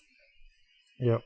We ran out into the yard. I came away from the window and went out into the yard. My hair, as was my mother's, had a lot of static electricity, I noticed. Right. It shot, and the oyster-shaped light got brighter, and then it would shoot an orange, smaller ball, same color, into the bigger orb to its left, my left. So how was the biggest orb? What size would you say it was? 100 feet? As big as a, off the ground? Yeah. About 3 to 4 treetops tall. No, but how big was the craft? Like, was it like a football stadium in the sky? Oh, wow. It was as big as if you put my daddy's barn, let's say, if you put a large house. Mm-hmm. So you reckon it was a Like, mothership? Story. So it's a mothership size, you're saying? I was taking it like the oyster thing. It looked like it was shooting energy, and some type of orange ball was coming out of this white oyster-shaped ship, light ship, and it shot it orange right into the orange ball. After it would glow brighter and brighter. Another one. I'm scared, frightened. I'm screaming to my mother, yelling, "Please call the state police, call someone, call help. You weren't kidding." Now I'm seeing this, and it's frightening. Yeah. They take off straight up. The oyster goes straight up in the sky after the orange orb does. So it's vertically shoots up. Yes. Brightens like it's going to shoot another one. Right. And then goes straight up in the sky. See, that's the most credible eyewitness accounts I've heard. Always talk about the UFOs hovering and then just shooting up into the sky and blinking out within a matter of seconds. It goes as small as a star and then it just disappears. It's often the ones I hear, which are multiple sightings, is the most credible one that's, to me, that's a credible witness account of a real UFO.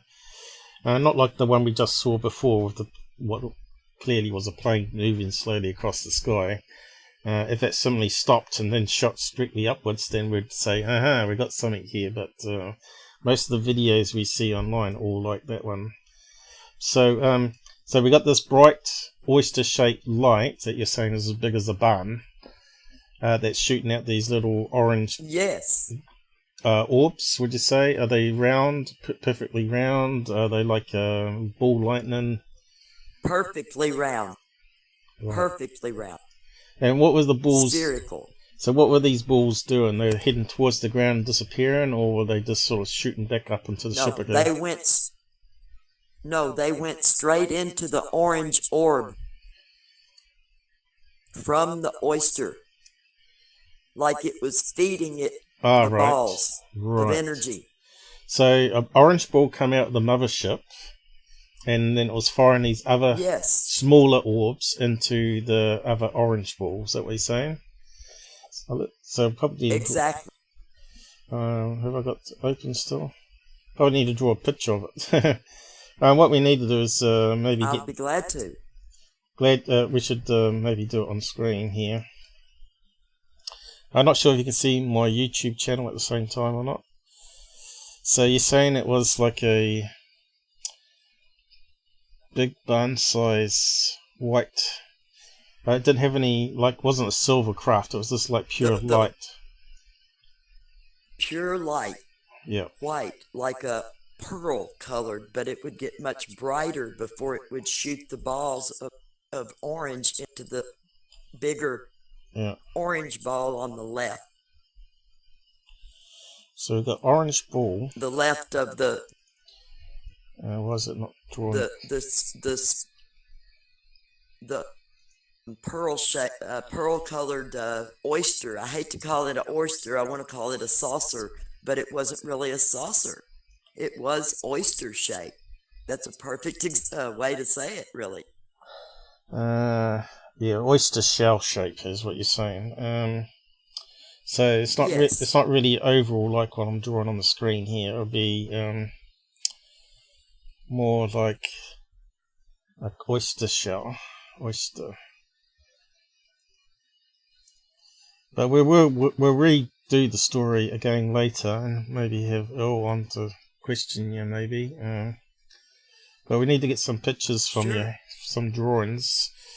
And I had an experience. The last one, my mother and I had a falling out over a personal issue.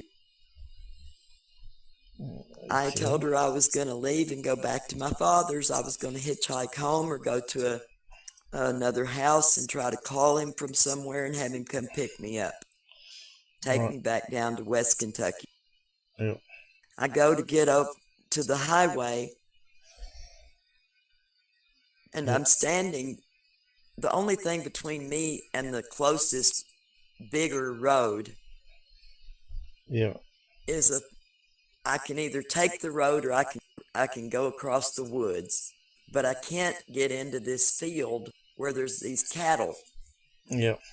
Well, the light comes again, a pinpoint, bright. The last thing I remember, I was down on the ground on my knees, looking up and just shaking all over.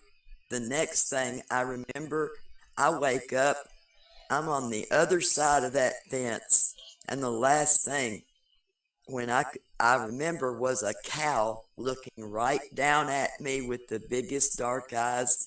Cattle don't do that. I wake up with a pain, my left lower rib cage right there on a specific spot on my rib. Mm-hmm. And it has had an ache or a pain when I touch it right there my whole life. But it didn't hurt a bit. I've had it x-rayed. In my lifetime, several times, I've had an ultrasound done. Nothing abnormal can be found there, but there is a pain there when you touch it, even gently. So you reckon there might be an implant The there point or is something? also, I wake up.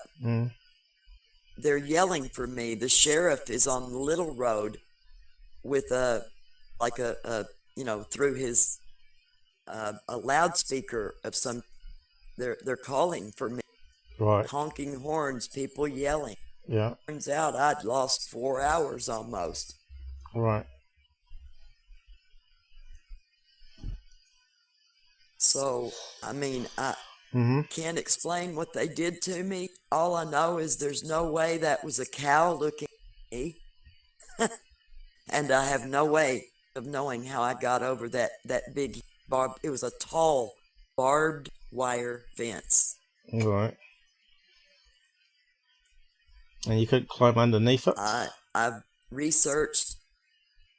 No way. I probably would need a picture of it, really. I have no memory. Yeah. Yes. Have you still got access to be able to take a photograph of it? I'm not sure if I can go there. It's not 100 miles from here. Oh, right. So you could take a picture where this happened and maybe come back to us with more pictures and information. Absolutely. You're not actually documented it with MUFON or ERT group at all? No? I called the local airport. I didn't mention this, but yes, we did call some people. I made my mother call the local airport and see if there was anything on radar the next day. After the oyster shot the big orange orb before the incident later where I ran away to go back to my father's. Right. And lost time.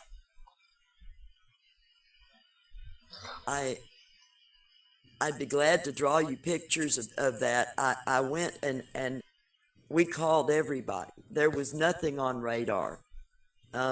We called, my mother called, in Bowling Green, Kentucky was the closest city.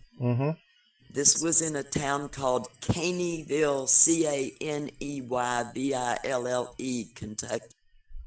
All right. About 20 miles from a little town. But Bowling Green has a university, Western Kentucky University.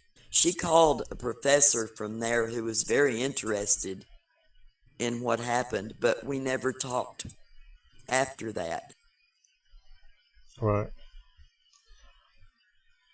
So, you can only recall one abduction account, or has it been ongoing? That's the only one I remember. Okay. So I can't understand, though. You know, I've read a lot of books about it and watched a lot of things over the years, like other people. But I can't have children. For some reason, something happened to my body that I can't. I found out that I couldn't have children.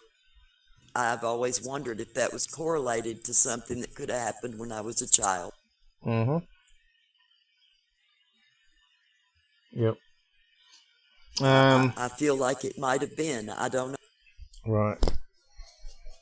Are you sure it was... I was hypnotized. Yeah. Are you sure it's going to be aliens and maybe it wasn't some sort of abduction by another guy that kidnapped you or traumatized you? No. No? No. Nope. No. I was a tomboy. Mm. If it'd been another guy, I would have fought him. If it'd been anything like that, I didn't know any kids or teenagers from that area. I was just there visiting my mother. The only kid that was around was a little girl that was across the road from my mother's house and lived with her father and mother. Right. I had gone with them to church a few times at my mother's request, but I didn't know anyone else. And had you heard about UFOs and the goblins before this event at all? No. You mean in Hopkinsville? Yeah. No, sir. No. No. So you weren't an active UFO. As a child, I would have had. You wouldn't have had. As a child, it interested me. What had happened to me was something I tried to forget. Right. But as I was 17, I had found 1 or 2 books to read. Had been the Chariots of the Gods. I had read that and probably watched sci-fi by the time I was 17. Yeah. I was born in 61. But no, I had no idea of what got me when I was a child. Yeah. All I know is it would be a light in the sky, and I kind of would feel a compulsion to look up at it, and there it would be. And then I would be so frightened, I would be shaking all over, I would vomit. I remember I threw up. So the Kelly Hopkinsville encounter happened in 1955. What year did yours actually happen where you saw the oyster UFO in the sky? What year was that? Again? I was 17. No, what so year? It would have been around 76, 77. So this was a good 11 years after the Hopkinsville Goblin account of 55. So I was born in 61, and that would have been about 76, 77. The summer school was out. Right. And you've never seen a UFO before or after that oyster one, or have you seen UFOs since as well? Once I thought I might have seen something, but I wasn't sure, and I was in the backyard with my grandfather, my grandmother, my grandfather's brother, and his wife, and we all saw something float across the backyard. That was about 5 miles from the farmhouse at my grandfather's house, in the backyard, and they all saw that. We all saw that. Right. Then years later, somewhere in my late 20s, early 30s, I was at my grandmother's house with my father, and we saw something that went over the house, but Daddy said it had to be something military. He didn't believe in things like that. All I know is I heard a big noise, and it shook the house, and Daddy came in and said it was something that came over the house. I didn't see it. I just heard it. It could have been a plane or a helicopter. It wasn't a helicopter. It just sounded like maybe something that shook the house a bit from the windows. I remember it just kind of shook the windows. It was very loud. And I went running to see what was going out the back door. And Daddy was coming up and in, and he said, I said, "What is it? What is it? What was that? What was that?" He said, "Whatever it was went over towards Land Between the Lakes." That would have been heading west. Towards Paducah, Kentucky, from where I was standing. He said it went over the Cumberland River into the Land Between the Lakes there. Right. It was a military something. He said some kind of plane is what he said. Ah. I said, "Did you see it?" He said, "No, I just heard it." He didn't see it. Okay. So I guess he believed it was a sonic boom. Right. So that's what I'm saying. Was it man-made or alien? But obviously, were they chasing? He believed it was man-made. I don't know. I just heard it.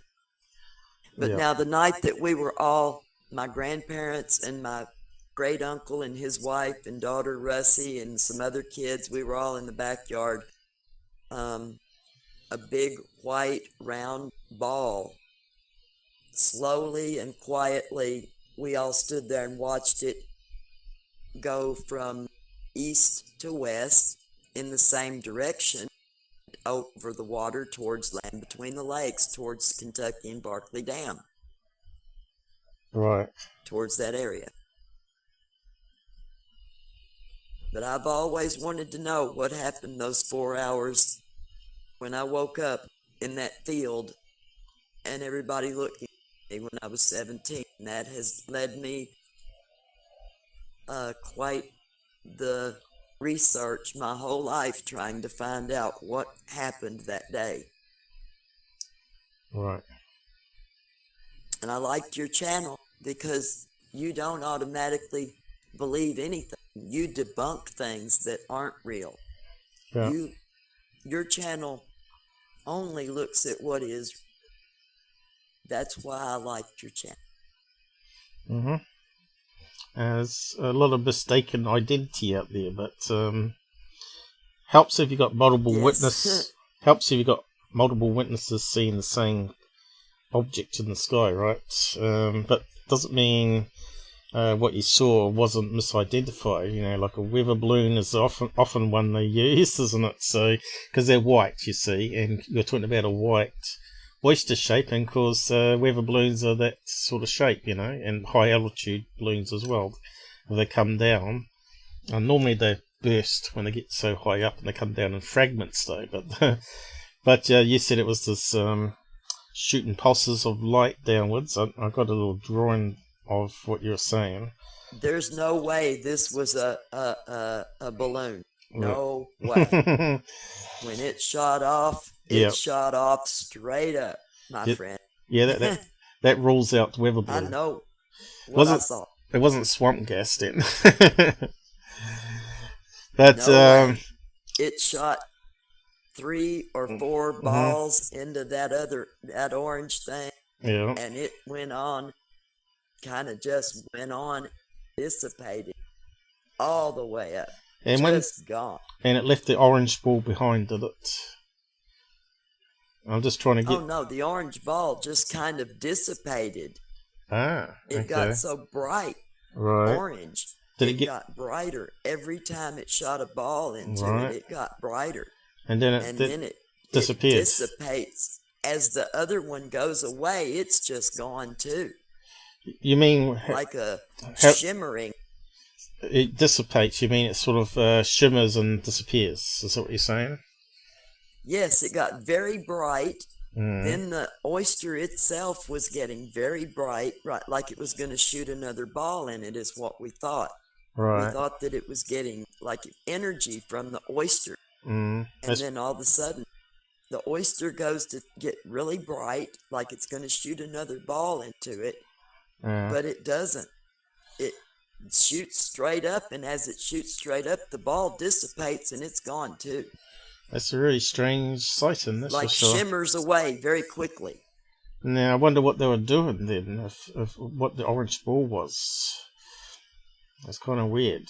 It was like it was feeding it or something, what we thought, but whenever it would shoot one, it would get brighter.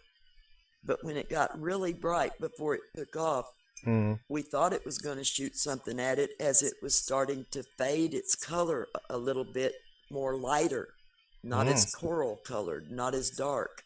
It didn't shoot a ball again, though. It got bright and it shot off. It did, the instant it did, the orange thing began to get shimmering less and less very quickly and was gone. Very strange. I cannot imagine what it could have been. Yeah. Now, both areas are close to military bases. But I can't say that it was military. No. I can't tell you anything except what I'm telling you I saw. Yeah. Yeah. And what happened not 2 weeks later. Yeah. Well, certainly unusual story. I'm just wondering what the I've been orange telling ball it could my be. whole life. It's not like the orange ball sort of drifted off and then shot off as well in a different direction, like it was a separate craft. You're saying it just got brighter and brighter and then disappeared. But it might be that that it moved so fast that you didn't No, see it. the orange ball kept getting less and less and then went away immediately when the thing shot off. Yeah, dissipated. It was like it was feeding it, and it didn't feed it. It needed to be given some more light, but it didn't. It was doing the opposite. Yeah, well, I'm just trying to figure out what it was doing. Why would it be doing that? Kind of strange. I would love to know. Love to. It may be that it's a supply ship. You know what I mean? Maybe alien craft was coming down to supply some aliens that live in there, and that's how they sort of capture the energy that they needed for their systems. Because this is 11 years after the Hopkinsville encounter, which they claim the aliens were still there, living in the underground tunnels. So it makes sense that maybe they had some way of transferring energy that they needed for their equipment that they got underground or whatever.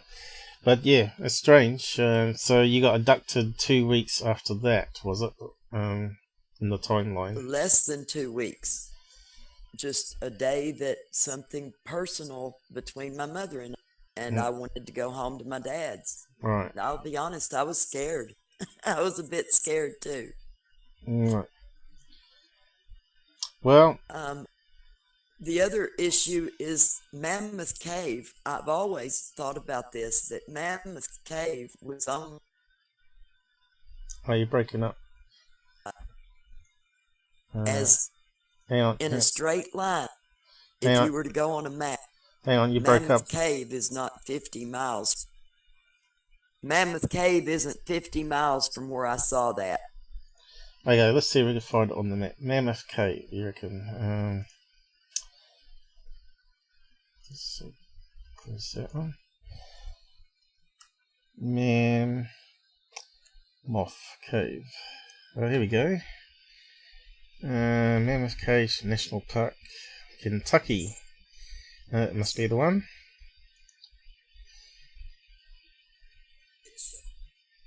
You disappeared for some reason. I think we've lost you.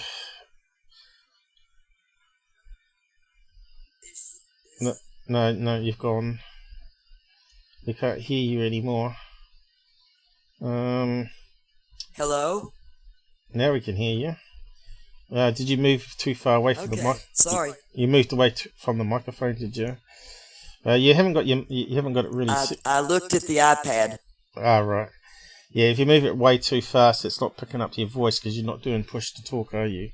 So we got Mammoth Cave here. We got a picture of inside it, and it's all lit up with stalagmites and tights coming down. So, how far away from that was your house, you said? I would say in a straight line, Mammoth Cave. Look for Caneyville on the map.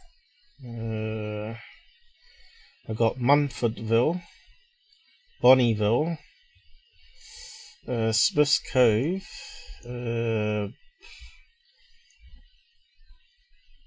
it's not showing it on the map, I don't think.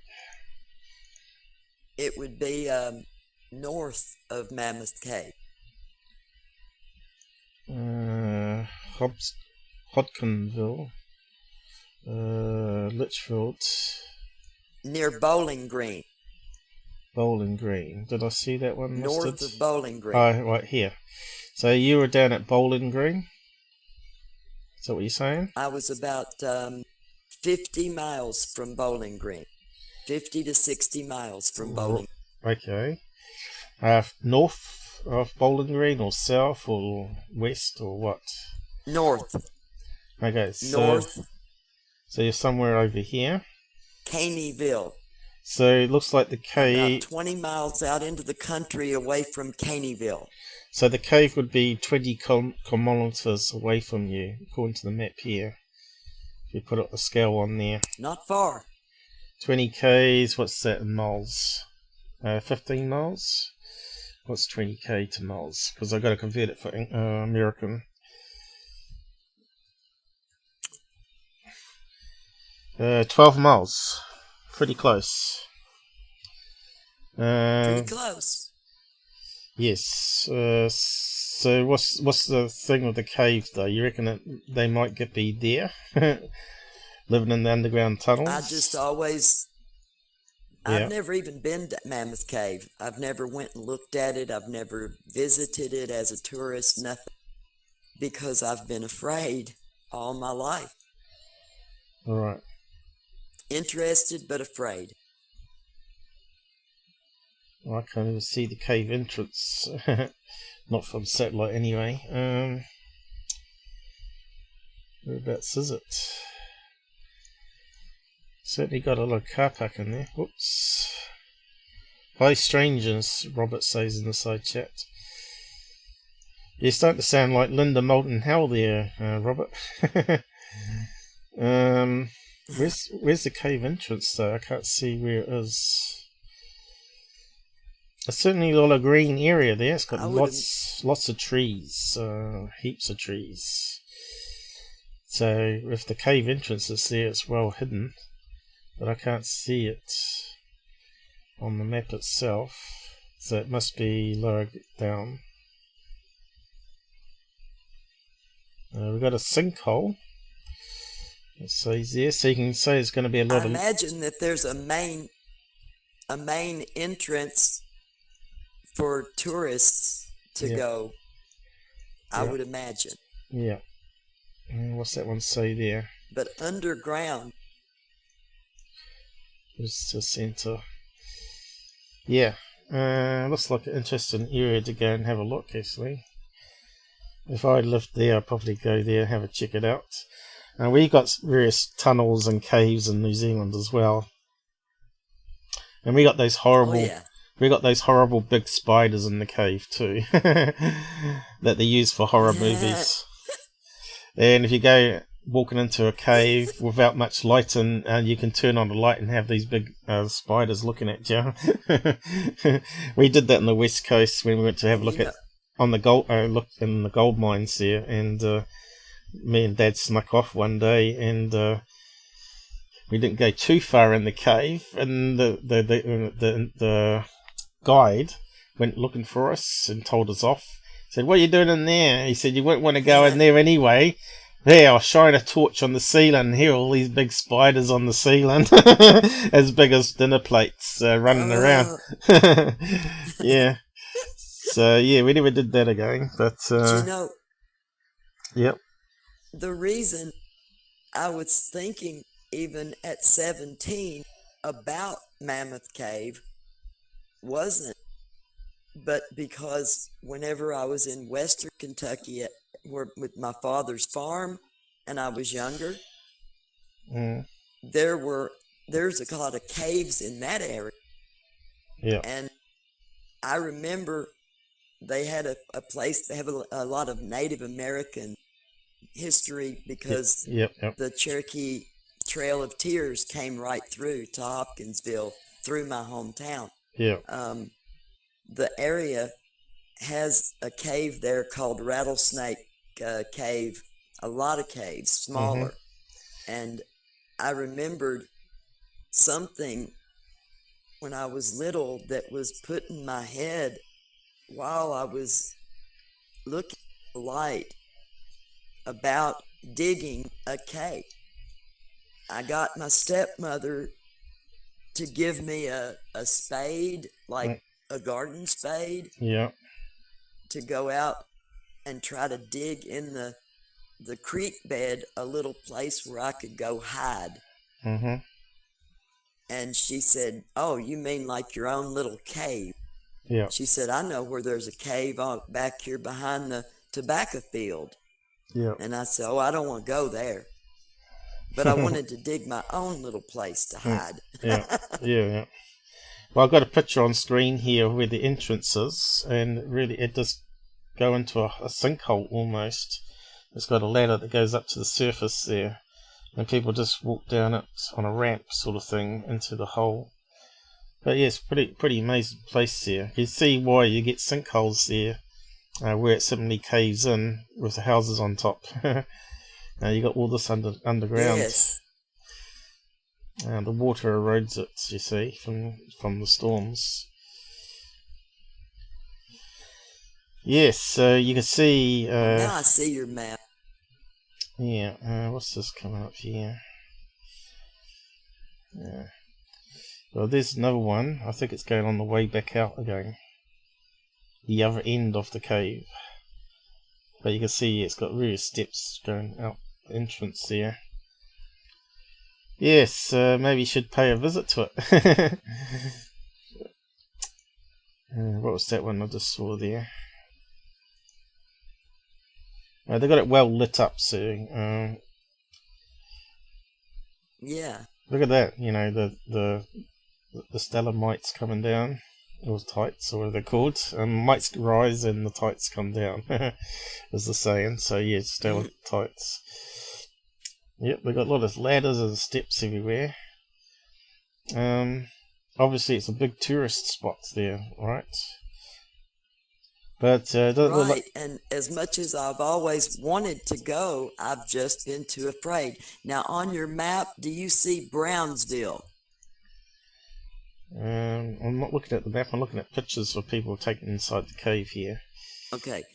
Yeah. When you look on your map, Brownsville is very close to where my mother's home was. I think I saw it on there when I looked. Mammoth Cave. I think I've changed the scope of it here though. I have to zoom in to get the other names. Brownsville. Bonnieville. There's a lot of villes around here. Bowling Green. Yes. We'll probably have to zoom in further. Let's see. Blue Level, whatever that is. Richardsville. Plum Springs. Bee Spring. See where it says Bee Spring? I see springs here called Plum Springs. Smith Cove. Not seeing any other names pop up here. Glasgow is where my mother lived at the end of her life, but up northeast on the map from Mammoth Cave is Bee Spring. That's near where that house was. How'd you spell that? Like a bee with honey. A bee spring. B-E, spring. To B-E spring. Here we go. Mammoth thing to Bee Spring. Kentucky. Oh, right, there we go. We got it on the map now. So it was west. Is that west? Let's see. Which? Yeah, west north of Mammoth Cave. Okay. Yes. If you go up north and northeast, I believe just about another 20 miles maybe or less, my mother's home would have been right in that area. Right. From Bee Spring. Right.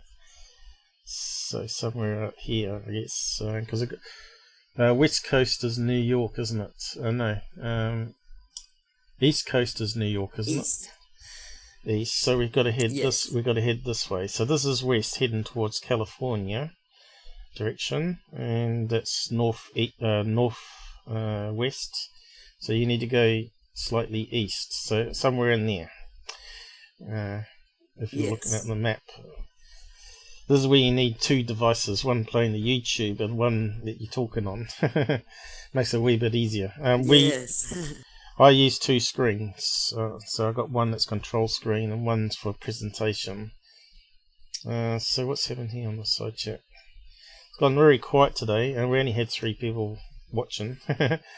Maybe they weren't interested in your UFO story and abduction counts. So you never took that to MUFON at all? Because you can still report it, you know. I hadn't. Mm. I had never heard of MUFON until I was older, and I thought no one was interested. You still got people reporting abduction cases 40 years after the event on MUFON database, so it doesn't matter when you report it. And you'll get contacted by someone to tell the story, and they'll probably come and see you and get Be you glad to. I've been wanting to know what happened my whole life. But you probably wouldn't have Il from MUFON doing it for you. He's part of the ERT group now, because he's on the other coast, right? So you're on the opposite side. So I'm not sure who looks after it in that direction, but Il probably knows all the people. But we have to get Il from MUFON. It was so serious. Mm. Paul, it was so serious what happened that I went home with the sheriff after they found me. I didn't go to my mother's. Right. I went home with the sheriff. Right. I was too afraid to even stay near the house. It wasn't the personal thing anymore. She was just, worried about. Right. And you said I went home with the sheriff and his wife. You said you got hypnotized? And I waited for my dad to come get me. Where's she gone? You said you got hypnotized, was it? I'm right here. Did you get hypnotized Yes, after the event? years later. Who by? A family doctor who was a friend of mine and also my family doctor. And is it then that you took accreditation? Right. Did you talk about aliens in hypnotism? He didn't record it by any chance, did he? I was in a situation where my friend was. There were no video cameras yet. This was years ago. Yeah, no TV. There might have been Betamax, but we didn't have anything like that. Like a reel-to-reel we tape were doing recorder. This as therapy to help me. All right. So what did you say to help me access memories? Yeah, but what did you say to the doctor? I said they're telling me that not to be afraid, not to be scared, and the next thing I know, I start screaming. She says, and she tells me to come out of it. Oh, right. So you can't remember what they looked like after the hypnotism? I've always believed that they were the Greys. In my memory, it was the Greys. Yeah. I can't even look at a picture of them without, for example, the picture on that book, Communion. Yeah. I forget the name of the man that wrote it, but it's called Communion. That picture on that book would give me the Whitney so bad. Whitney Schreiber, whatever his name is. Schreiber. Yes. Yeah. If I would see a picture that, scares you.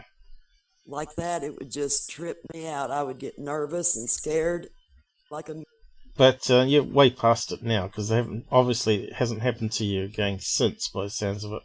They may have abducted you, did examination, decided that you weren't good for them, not the right DNA or the right test subjects, and so it was like a catch and release, right? Something maybe, but they came back and got me when I was 7. If they did, they would have had to have come back and done something when I was young, and at 17. So they did something to you, catched and released you, then come back to see what had developed, probably, and did some more test results. The other thing that I've felt, I have a memory, maybe vague, something that maybe I felt like it was genetic.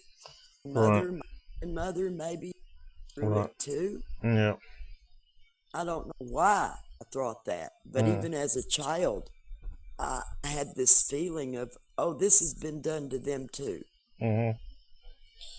Well, I don't think we I can don't know where I got that. It was long before I ever read anything about anything. Right.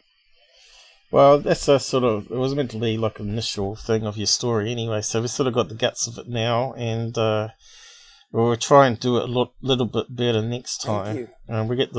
We got to get that audio sorted out your end. I think it was all right though. I think no one's complained that they couldn't understand it. Hopefully it wasn't crackling. If anything, the volume might be just right or too low. But maybe I just should carry on with Yeah. Sorry, I keep getting excited telling my story and forgetting the 3-second delay.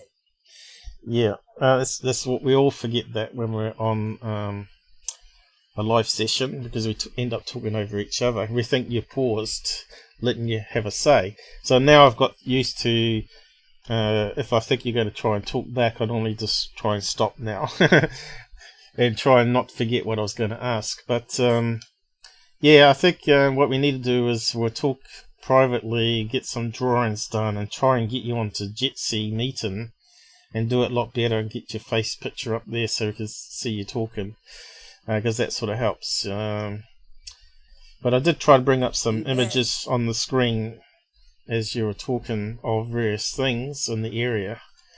So yeah, that sort of worked. It was quite good. So we'll... I feel frustrated that I'm frustrated that I'm trying to tell something so deep inside me. It feels like I'm trying to text it. Yeah, the more you tell the story now, the easier it gets. So I think you'll find it's sort of like a healing process. You know, I've had lots of strange stuff happen to me with paranormal and also maybe an alien visitation where they were sticking a needle in my back. But I'm not sure if you've watched all those lives that I've done where I've talked about it all. So, yeah, I don't know if it was real imagination or what. Until it happens again, I don't know. But Earl said strange stuff might happen to me if I associate with him. So that's the thing with the UFO field. If stuff does happen when those people are around or in contact with you, then you know that there's something real about it. So yeah, I'll drop off Discord now, and you can go back to the live stream, and I'll just finish off the rest of it here. Well, actually, it's getting pretty late. I'm gonna say goodnight. Okay. And go on to bed. I've got 3 hours. Okay. And I like you guys. Okay. Enjoyed the show. Okay, good night. Oh, I'll just cut her off. Okay, so just close that down now. That was giving us a bit of a jip, wasn't it? Because we changed the system so much, I never thought about testing it again. I'm just wondering how much time I got left. Again, so much to cover, so little time. So let's see what I've got here. Okay, so we'll go back to Tesla here. Is the audio still working?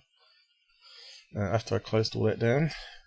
After Tesla thought aliens contacted me, described his encounter to the Red Cross. Now, this photograph, that's famous one that you've seen around, is actually staged. He's not actually... that was like a superimposed image of him sitting with his Tesla call being activated. So he's not actually sitting there. It'd be a really dangerous place to be sitting anyway. Normally when you see people do these tricks, they're normally inside a wire cage themselves or a metal suit, which is grounded, and when its spark goes into the body it sort of gets grounded. So let's see. The AC system he championed. It's good that they didn't say he invented, because he didn't actually invent it. He was one of few people that were doing AC back then, trying to make it work. But his one was the 3-phase one, and people were mucking around with the 2-phase one, which was like a subsystem poor one. So he developed the 3-phase one using the pneumatic coils and magnets, and created the sine wave that we currently used to now, which is from the 3-phase. So I'm just trying to find the section where they talk about aliens. So in 1890, let's see if this works. Looks like he's got a letter here where he's worded it. Okay, we've got people outside making silly noises with the dogs, so I'm not sure if you're picking that up on the mic.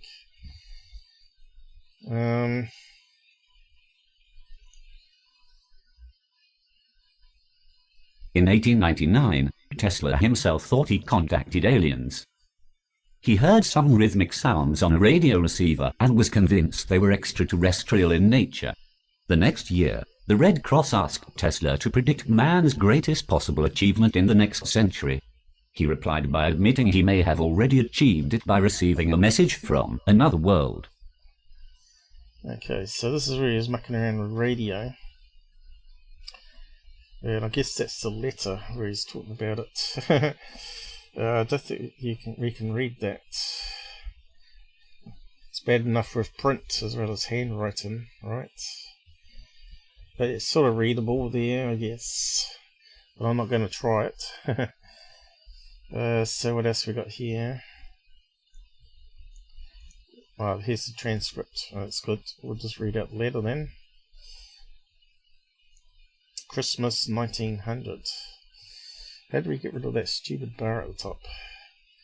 I know. Where's my nuke thing? Nuke symbol. There we go. Boom. Get rid of that sucker. That's how you can hide bits on websites that annoy you. So probably have to select that again. That makes it better, doesn't it? Stupid header on it. Right, looks like I selected more this time. Oh, that'll do. To the American Red Cross, New York City. The retrospect is glorious, the prospect is inspiring, much might be said of both. But one idea dominates my mind. This, my best, my dearest, is for your noble cause. I have observed electrical actions, which have appeared inexplicable. Faint and uncertain though they were, they have given me a deep conviction and foreknowledge that ere long all human beings on this globe, as one, will turn their eyes to the firmament above, with feelings of love and reverence, thrilled by the glad news, brethren. We have a message from another world, unknown and remote. It reads, 1, 2, 3, Christmas 1900. Nikola Tesla. In a 1910 letter to the New York Times, Tesla claimed the sounds came from Mars. Most certainly, some planets are not inhabited, but others are, and among these there must exist life under all conditions and phases of development. Personally, I base my faith on the feeble planetary electrical disturbances which I discovered in the summer of 1899, and which, according to my investigations, could not have originated from the Sun, the Moon or Venus. Further study science has satisfied me that they must have emanated from Mars. All doubt in this regard will soon be dispelled. Okay, so a lot of talk about these radio signals happen. So you got like a repeating signal that was like to him counting down 1, 2, 3, whatever. They reckon it was related to pulsar stars that were emitting radio waves. So if they built the first radio receivers back then, Marconi was working on it, and Tesla obviously was. In fact, he got awarded the patent for it in the end. He reckoned that Marconi stole his original idea, or original patent idea. So I think there was a thing on it. Let's see. Tesla radio Marconi patent 1.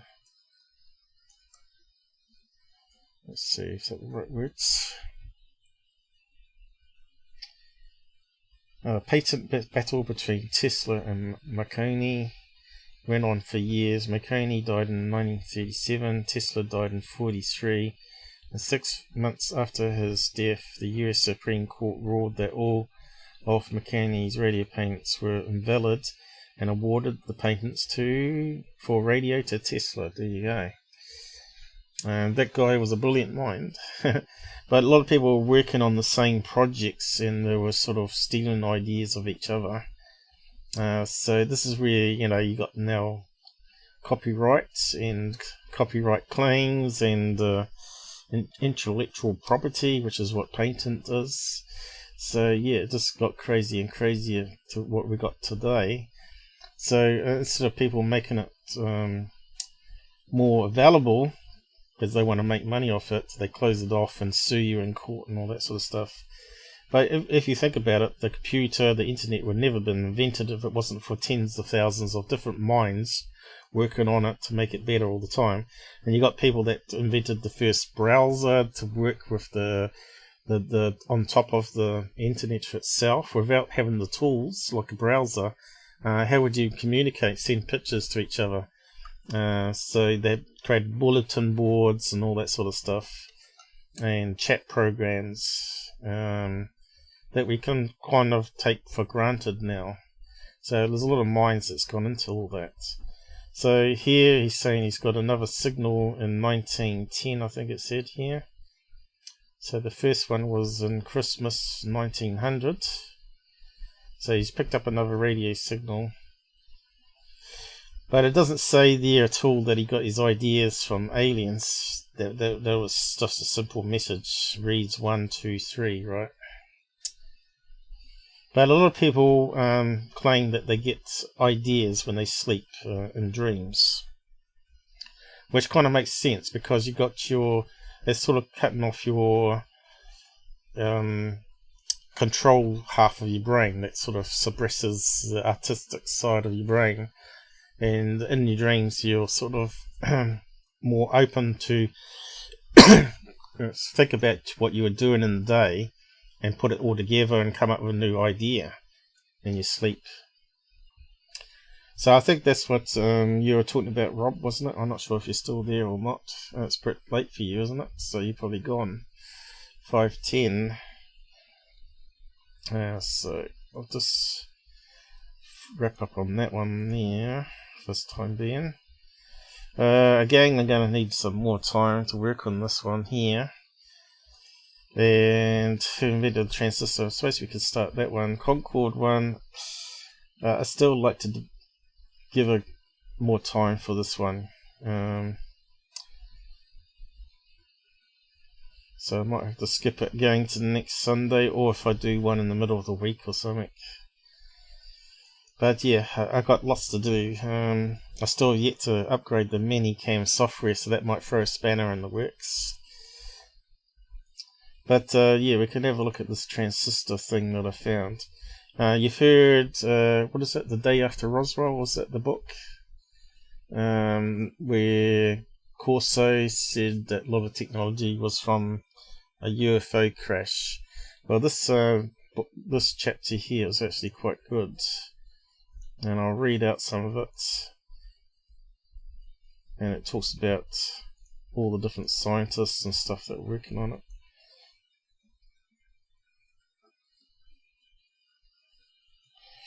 The thing is, a lot of people tied it in for the Roswell crash because a lot of the inventions finally kicked off soon after 1947 because the technology improved enough for them to be able to build it.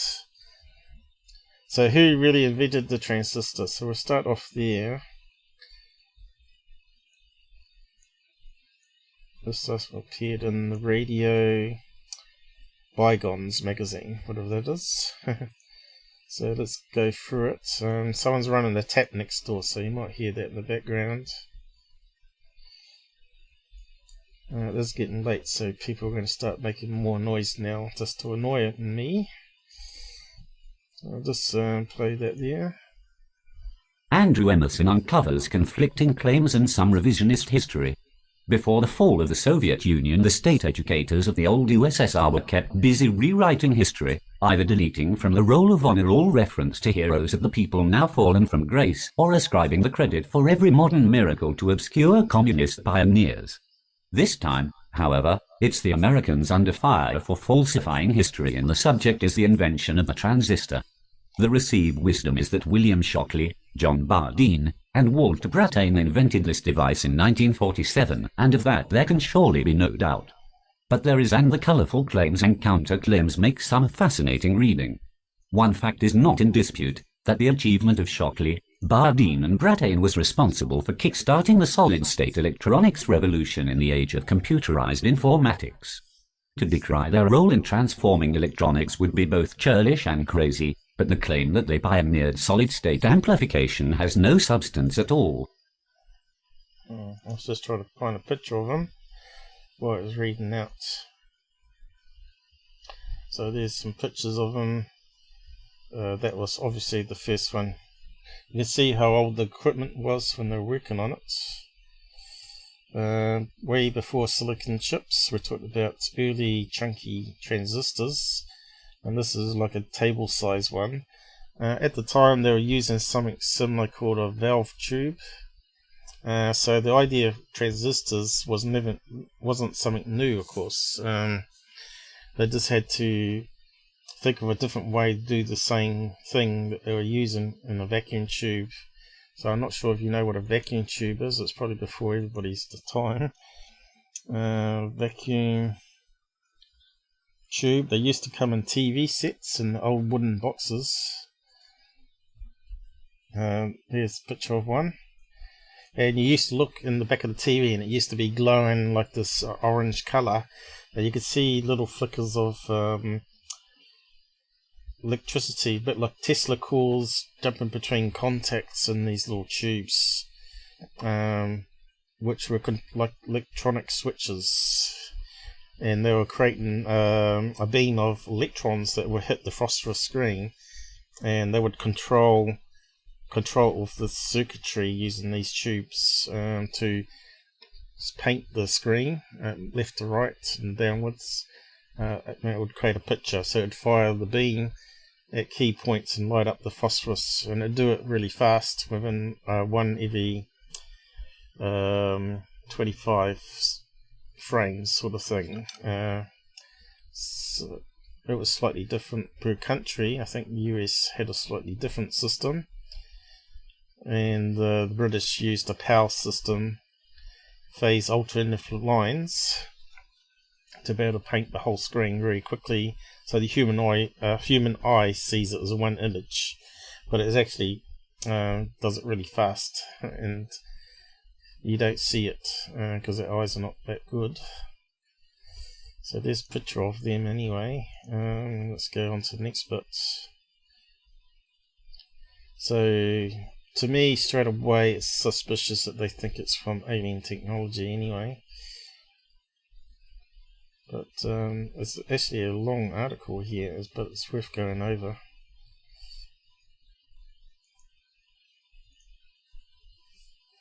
Before we go back to the Dark Ages, let's examine the standard version of transistor history, courtesy of Andrew Wiley, who has set up an excellent website devoted to early transistor devices.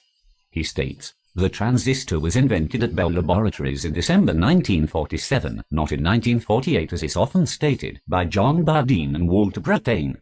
Discovered would be a better word, for although they were seeking a solid-state equivalent to the vacuum tube, it was found accidentally during the investigation of the surface states around a diode point contact. The first transistors were therefore of the point contact type. William Shockley, the theorist who was leading the research, knew at once that this was not what he was seeking. At the time he was trying to create a solid-state device similar to what we now call a junction field effect transistor. Bell Labs kept their discovery quiet until June 1948, hence the confusion about the date of discovery.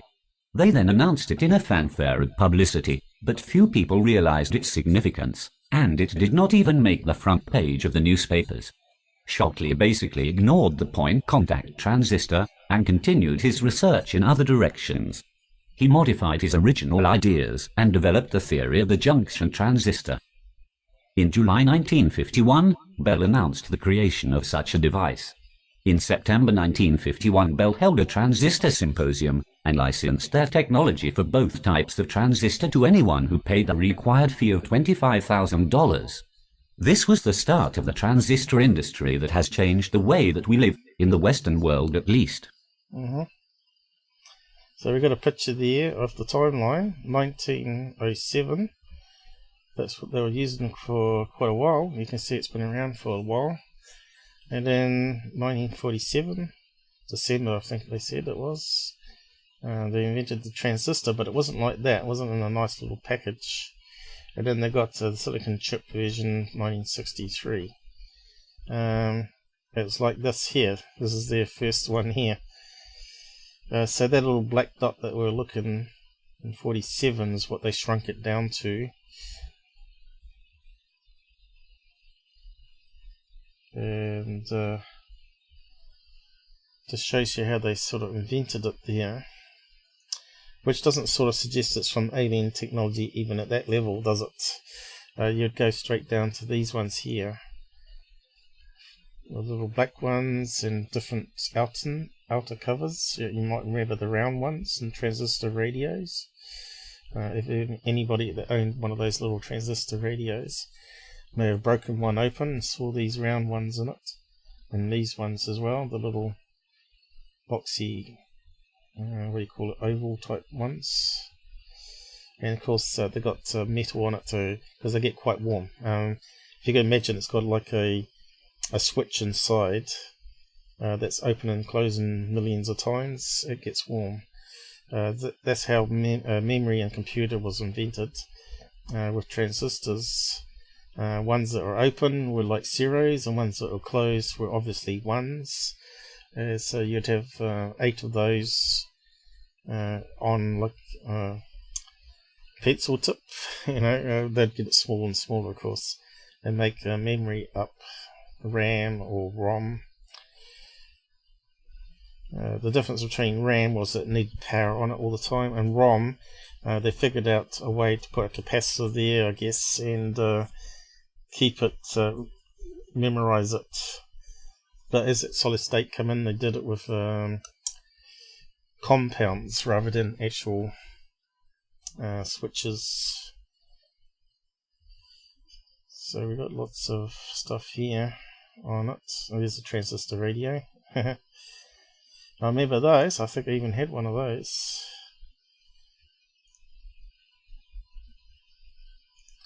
And there's one that had a screw go through it, and you could put it onto another heatsink because they get very hot. And so did valves as well. They got very warm too. You put a TV on, watch a TV show, and it would put heat into the lounge. And of course, they're a fire risk. The dust would build up in it, and you'd have to make sure you blow out the dust or suck out with the vacuum cleaner. But yeah, straight away you can see there's a lot of human brain power has gone into this, and it's not because they got a head start, because it was alien technology. So there's inside a transistor radio, broken open. And it's got various pots, which you put a screw in there to tune it, the frequencies and all that. And you used to have little cogs on the side as well that allowed you to modify these ones, like this one here.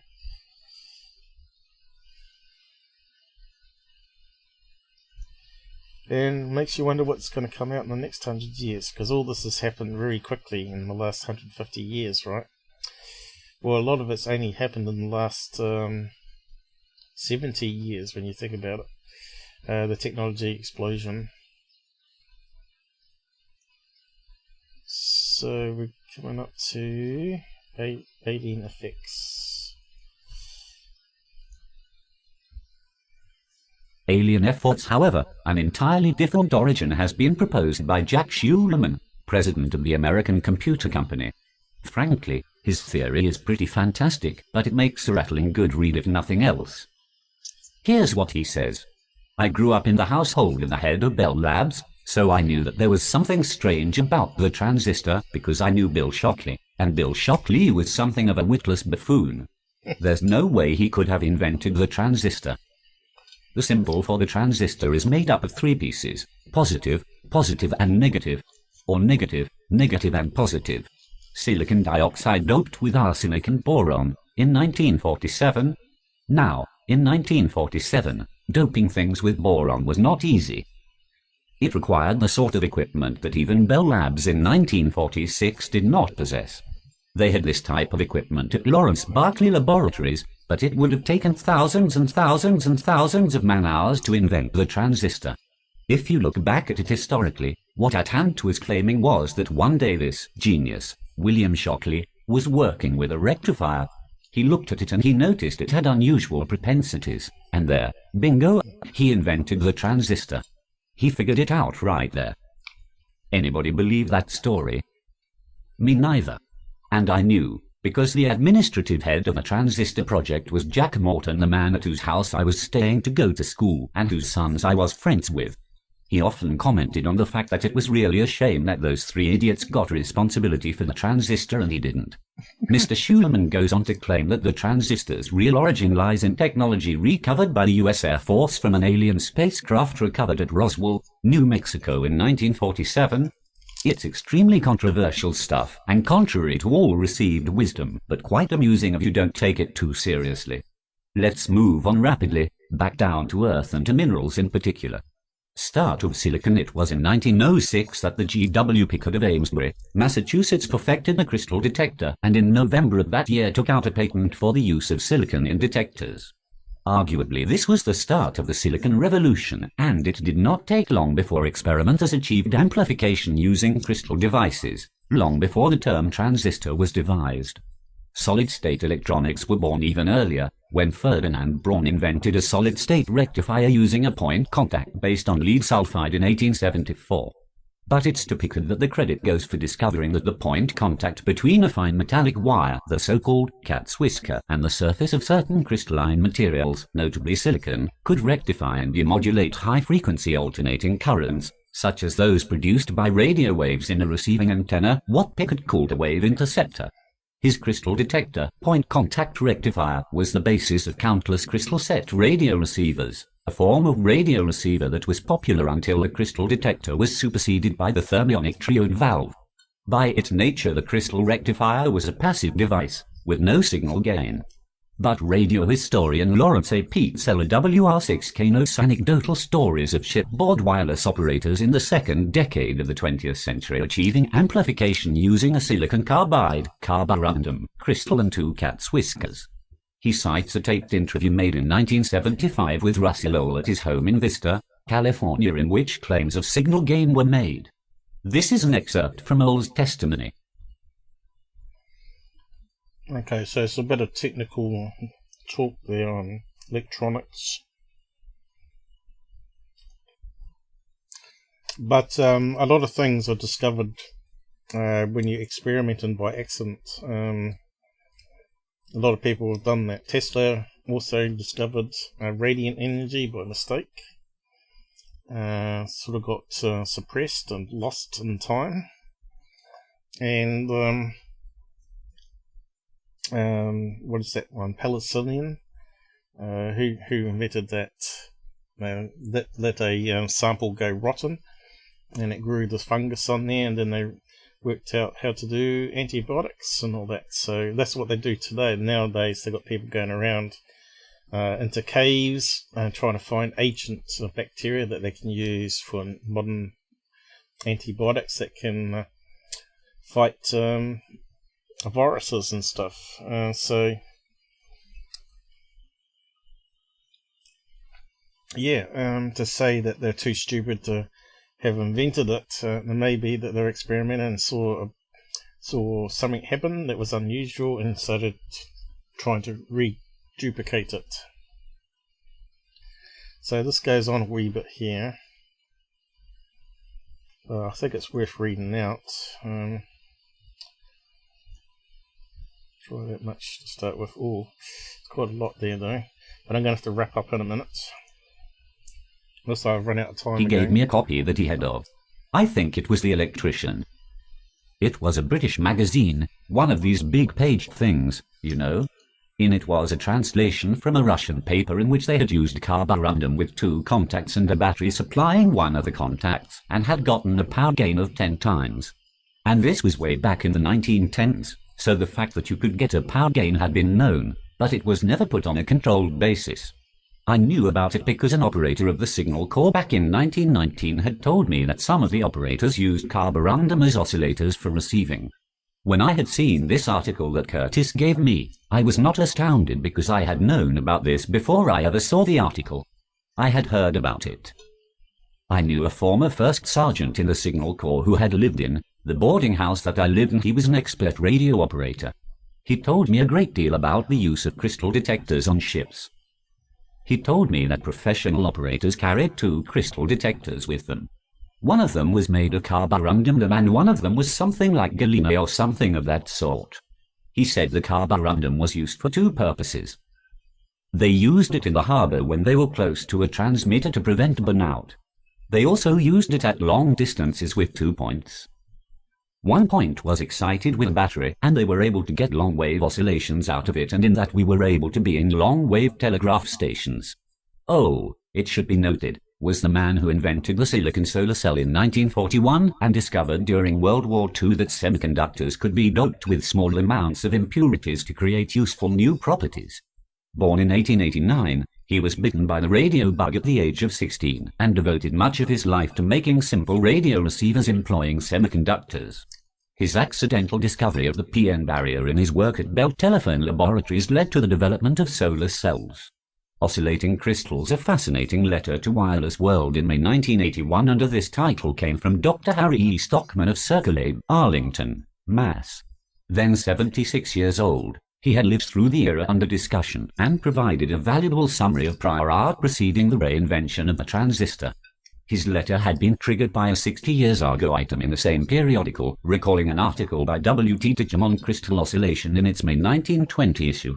This effect, he stated, was discovered by Dr. W. H. Eccles in 1910, and remarked, "It is hard to realize that it took about 10 years for practical active crystal diode circuits to appear, in spite of Ditcham's reminder circuits that included both RF and F amplification. The last one, at the time, was totally unknown to most affectionators, one of them being the author of this letter. Most of the credit for creating practical devices of this kind goes to O.V. Lasiv of Russia, whether or not he knew of Eccles' pioneer work a decade earlier. He should have known about it. One has the right to expect that he as a qualified scientist was familiar with the world's scientific literature." Clarification comes from Lawrence Peetzeller, who explains how these experimenters created successful amplification techniques using mineral crystal devices. Lasiv, he says, used zincite and a steel cat's whisker with bias to make an oscillator and even a low-power transmitter in the early 1920s. This was reported in considerable detail in the September 1924 issue of Radio News and in the 1st and the 8th of October 1924 issues of Wireless World.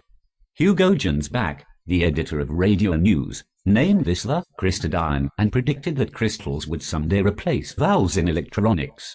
All details needed to duplicate these circuits to make a tunnel diode oscillator are in these articles. A German book by Eugene Spa described an oscillating detector circuit in 1925 too, using inside material and a bias voltage of 8 to 14 volts.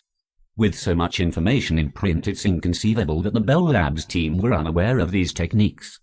But in any case, Peetzeller says Russell Earl showed William Shockley his radio using crystal amplifiers several years before the transistor's alleged invention in 1947. Shockley is also quoted in Crystal Fire by Riordan and Hodgson as saying that seeing Earl's radio convinced him that an amplifying crystal could be made.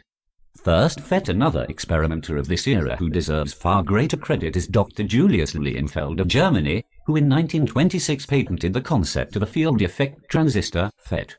He believed that applying a voltage to a poorly conducting material would change its conductivity and thereby achieve amplification. Lilienfeld is rightly noted for his work on the electrolytic capacitor fame, but according to Stockman should be recognized also for his pioneering work on semiconductors.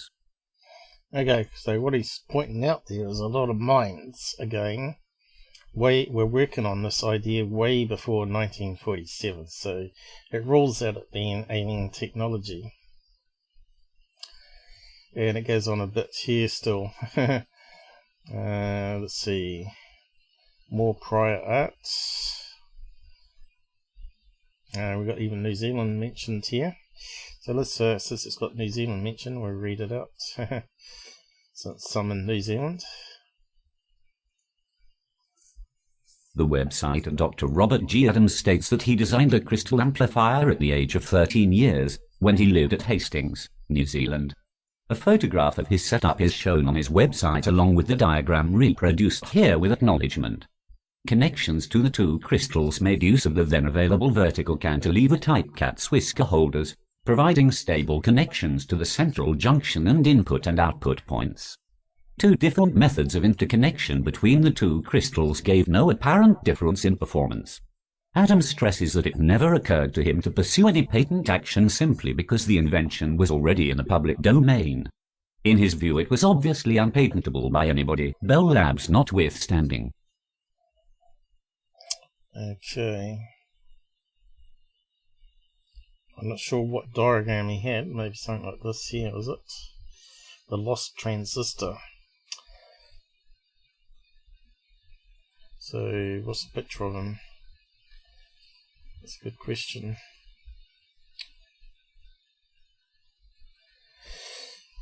So I don't know what picture he had, but it's definitely not on his webpage there, is it? So, what year was that though? 1930s, is it? During the 1930-37 period. Calls reason 2 cat whisker probes, so I think that's what we saw in that picture. It's little wires that go to the crystal.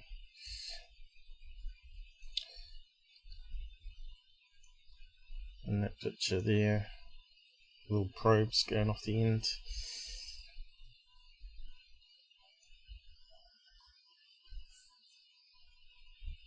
Very thin, 10 micrometers tip. Have you got an image? Probably can't see it. But yeah, there's a probe with a little thing on the end. Cat whiskers. Not those ones. There's Milo. And John's cat. But yeah, you can see what it is. It's some sort of very thin wire that gets thicker at the end there, so they can connect it to test equipment.